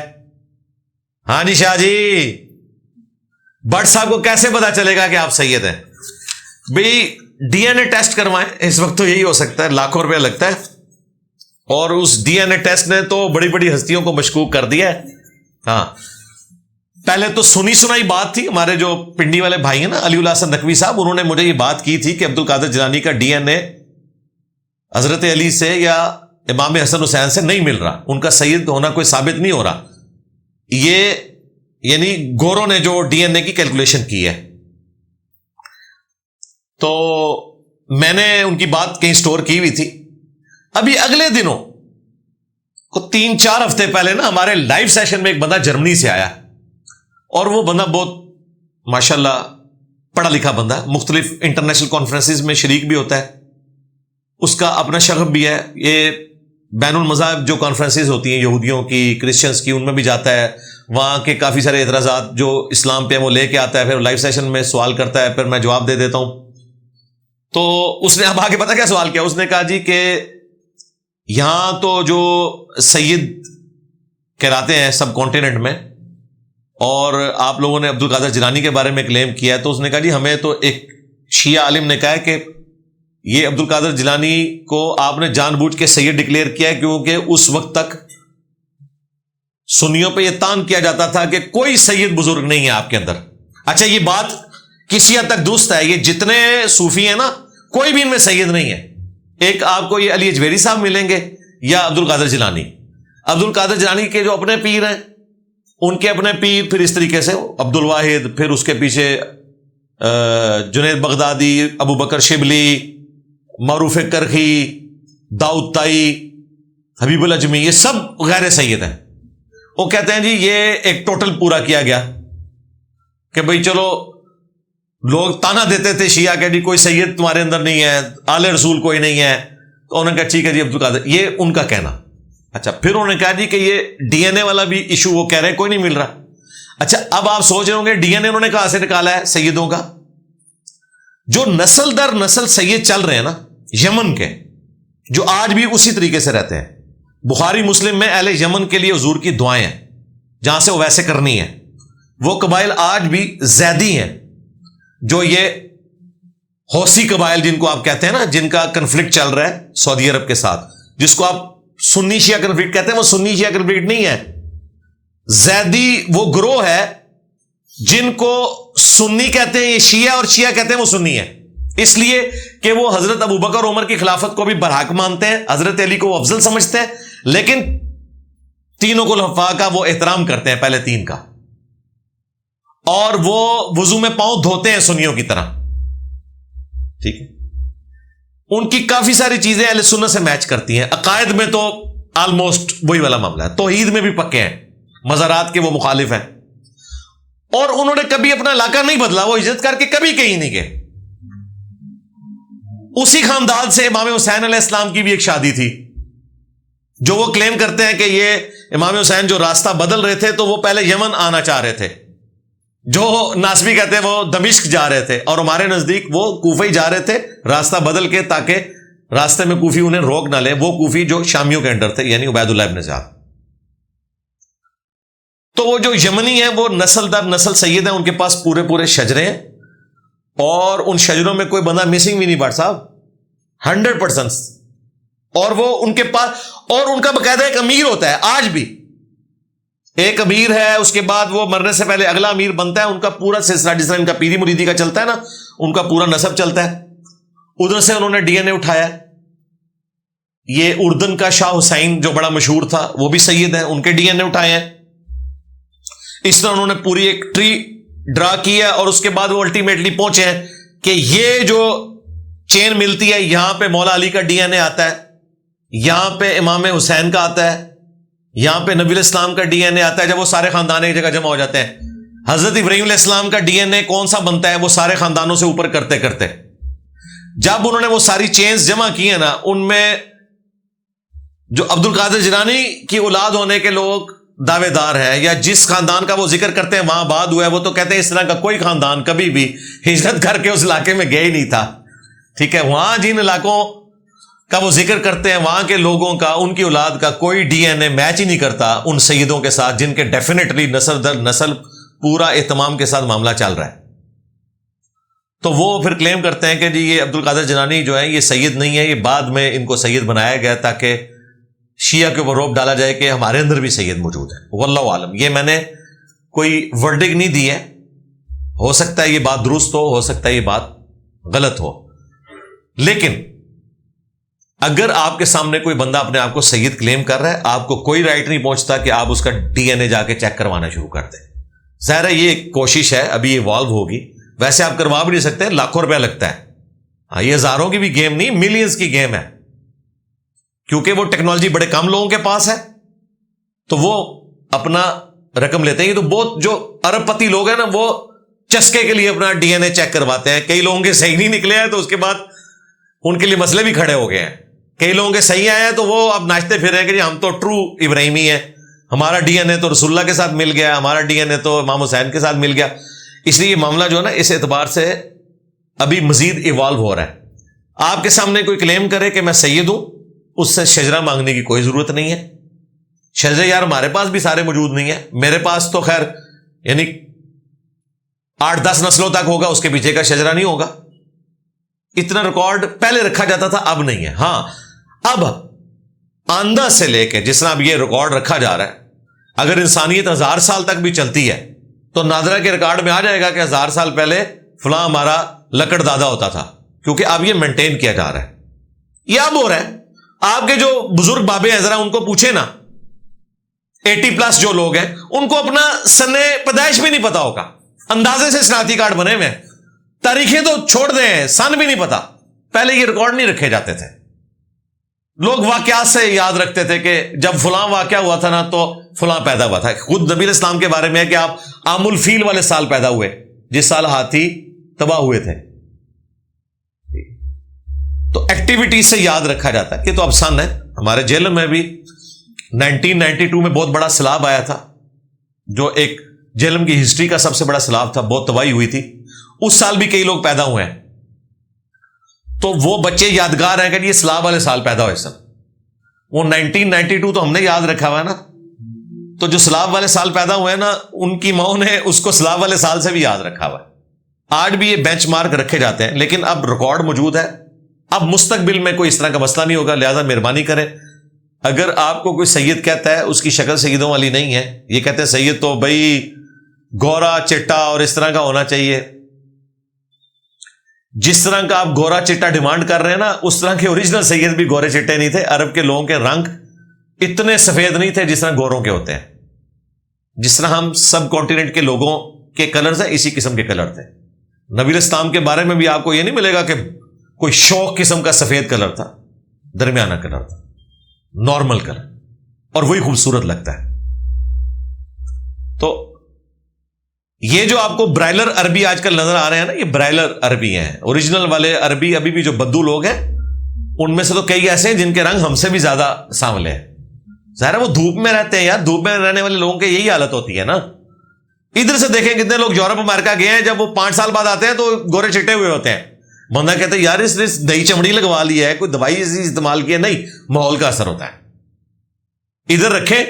اسی میں نے کہا تھا ان پیروں کو جو یہ ایسیوں میں پلے بڑے ہیں، ان سے آپ کچھ عرصہ مزدوری کرائیں. مزدوری نہیں، آپ ان کو صرف جون جولائی میں روڈ کے کنارے صوفے میں رکھ دیں کہ یہاں بیٹھ کے یہ تسبیح پھیرتے رہیں، تو ساری ان کی روحانیت، ساری ان کی نورانیت فارغ ہو جائے گی جو انہوں نے فراڈ مچایا ہوا ہے. تو اس لیے یہ ضروری نہیں ہے کہ کوئی شخص آپ کے کرائٹیریا پہ پورا اترے تو وہ سید ہوگا. اور یہ صرف سید کے لیے بات نہیں کر رہا. کوئی اپنے آپ کو راجہ کلیم کرتا ہے، کوئی مغل کلیم کرتا ہے، کوئی ارائیں کہتے ہیں، تو بس ٹھیک ہے، جو چل رہی ہیں نارمس ان میں آپ نے ان کو ماننا ہے. اس میں جھگڑا کرنے کی ضرورت نہیں ہے. موجودہ حالات کے بارے میں آپ کی کیا رائے ہے؟ کس موجودہ حالات میں؟ بنوں کے؟ ہاں جی ہاں بھائی، ابھی تک یہ مسئلہ جو ہے نا وہ کسی نوکرے نہیں لگا. یعنی ابھی تک معاملات کلیئر نہیں ہیں. فی الوقت جو میڈیا میں خبریں آ رہی ہیں وہ انشاءاللہ ایوالو ہو جائے تو ہم اسپیشل ایک ٹاپک اس کو یہاں بنا کے ڈسکس کریں گے. بہرحال اس وقت جو احتجاج ہوا ہے وہ تو بہت غیر معمولی ہے. یعنی یہ ہمارے پولیٹیکل لیڈرز اور مذہبی جماعتیں تو زبانی کلامی ملین مارچ کہتے ہیں نا، ہمیں تو وہاں ملین مارچ نظر آیا ہے. اور بغیر کسی تفریق کے تمام سیاسی جماعتیں، تمام مذہبی جماعتیں وہاں جمع ہوئی ہیں. اور ظاہر ہے جو اس وقت ایک نیا فوجی آپریشن لانچ ہونے لگا ہے، عزم استحکام، اس کے بارے میں ان کی ریزرویشن ہے. ان کی ریزرویشن اپنی جگہ درست ہیں، لیکن یہ بھی ایک حقیقت ہے کہ فوج کے بغیر دہشت گردی کے اوپر صرف پولیس قابو نہیں پا سکتی، نہ ان کی وہ ٹریننگ ہے، نہ ان کے پاس وہ اسلحہ ہے۔ میرے نزدیک رات کو بھی میں ارشاد بھائی سے بھی ڈسکس کر رہا تھا، عثمان بھائی سے، کہ آپٹیمل سولوشن یہ ہے کہ وہاں کے چیف منسٹر کو بلایا جائے، اسے کہا جائے کہ آپ سپریم لیڈر ہیں یہاں کے کے پی کے، آپ اس پورے آپریشن کو لیڈ کریں گے اور پولیس کے انڈر رینجرز بھی کام کریں گی اور آپ ہمیں رزلٹ دیں۔ تو وہ پولیٹیکل لیڈرز جنہیں لوگوں نے ووٹ کے ذریعے چنا ہے، پھر عوام ان کی سپورٹ میں کھڑی بھی ہوگی۔ معذرت کے ساتھ اس وقت پاکستان کی فوج ایز اے ادارہ ان کے لیے ایز سچ کے پی میں کوئی سپورٹ نظر نہیں آ رہی۔ ان حالات کے اندر اگر کوئی اس طرح کی ایکٹیویٹی پرفارم کی جاتی ہے تو پیچھے کوئی پبلک کی سپورٹ نہیں ہوگی۔ پبلک سپورٹ لینا اس آپریشن کے لیے ضروری ہے، اور اس کا حل یہی ہے کہ آپ چیف منسٹر کے حوالے کریں، رینجرز کو ان کے ساتھ اٹیچ کریں، پولیس کو وہ اسسٹ کریں، اوور آل انچارج پولیس کو بنائیں، کے پی کی جو پولیس ہے، تاکہ جو پبلک ڈائنامکس ہے وہ آپ کے خلاف نہ ہو۔ پھر کہیں ان کو کمپرومائز کرنا پڑے گا نا، آپ کو علاقہ بھی خالی کرائیں گے نا، تو بھائی جنہوں نے پی ٹی آئی کی محبت میں انہیں ووٹ ڈالا ہوا ہے نا، جب پی ٹی آئی کی گورنمنٹ ان سے علاقہ خالی کروائے گی نا تو انہیں کوئی تکلیف بھی نہیں ہوگی، چاہے وہ غلط بھی کروا رہی ہوئی تو کہیں گے ٹھیک ہے یار ہمارے بھلے کے لیے ہے، یا برا بھی لگے گا تو چیخیں گے نہیں۔ فوج نے اگر صحیح بھی خالی کرایا نا تو آپ کو پتا ہے انہوں نے وہ بندوق کی نشست پہ رکھا ہوا ہے فوج کو، تو انہوں نے کہنا نہیں یہ تو ہم سے بدلہ لے رہے ہیں۔ اس لیے بہتر یہ ہے، اور یہ آئین بھی یہی کہتا ہے کہ آپ کو اسی طریقے سے لے کے چلنا ہے۔ یہ میرا اوپینین ہے، باقی انشاءاللہ تفصیلات جب آئیں گی تو۔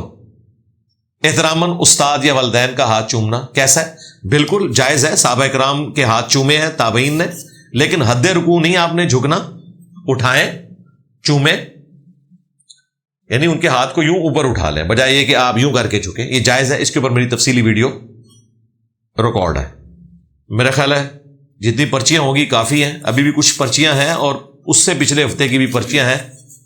اب دعا کر لیتے ہیں انشاءاللہ، باقی پرچیاں ہم اگلی دفعہ ڈسکس کریں گے۔ یہ پرچیاں بھی میں اس کے ساتھ ہی رکھ دیتا ہوں انشاءاللہ تعالی۔ جزاک اللہ خیرا۔ اللہم انی اسألک بانک انت اللہ لا الہ الا انت الاحد الصمد الذی لم یلد ولم یولد ولم یکن له کفوا احد وإلہکم الہ واحد لا الہ الا هو الرحمن الرحیم الف لام میم اللہ لا الہ الا هو الحی القیوم اللہم صلی علی محمد وعلی آل محمد اللہم ربنا آتنا فی الدنیا حسنہ وفی الآخرۃ حسنۃ وقنا عذاب النار لا الہ الا انت سبحانک انی کنت من الظالمین ربنا آتنا من لدنک رحمہ وہیئ لنا من امرنا رشدا۔ اے اللہ جن جن بھلائیوں کا سوال تیرے محبوب صلی اللہ علیہ وآلہ وسلم نے تجھ سے کیا، ہمارے حق میں، ہمارے ماں باپ کے حق میں، ہمارے بیوی بچوں کے حق میں، پوری امت کے حق میں قبول و منظور فرما۔ جن جن چیزوں کے شر سے تیرے محبوب صلی اللہ علیہ وآلہ وسلم نے تیری پناہ طلب کی، تمام مسلمانوں کو ان چیزوں کے شر سے اپنی پناہ عطا فرما۔ اے اللہ حاضرین کے دلوں میں جو جو نیک اور جائز دعائیں ہیں قبول فرما۔ حاضرین کے جو چھوٹے بڑے رشتہ دار فوت ہو چکے ہیں ان کی مغفرت فرما، جو بیمار ہیں انہیں شفا عطا فرما، جو زندہ ہیں انہیں موت سے پہلے قبر و آخرت کی تیاری کرنے کی توفیق عطا فرما۔ اے اللہ ہمارے ملک پاکستان کی خیر فرما، پورے عالم اسلام کی خیر فرما۔ اے اللہ خصوص بالخصوص فلسطین میں، انڈیا میں، کشمیر میں، چائنا میں، اردن میں، اے اللہ افغانستان کے اندر، یمن میں، جہاں کئی مسلمان تکلیف میں ہیں، اے اللہ غیب سے ان کی عزت آبرو جان و مال کی حفاظت فرما۔ ربنا آتنا من لدنک رحمۃ وہیئ لنا من امرنا رشدا۔ اللہم اغفر لحینا ومیتنا وشاہدنا وغائبنا وصغیرنا وکبیرنا وذکرنا وانثانا، اللہم من احییتہ منا فاحیہ علی الاسلام ومن توفیتہ منا فتوفہ علی الایمان سبحان ربک رب العزت عما یصفون وسلام علی المرسلین والحمد للہ رب العالمین وصلی اللہ علی النبی الکریم وعلی آلہ واصحابہ اجمعین الی یوم الدین.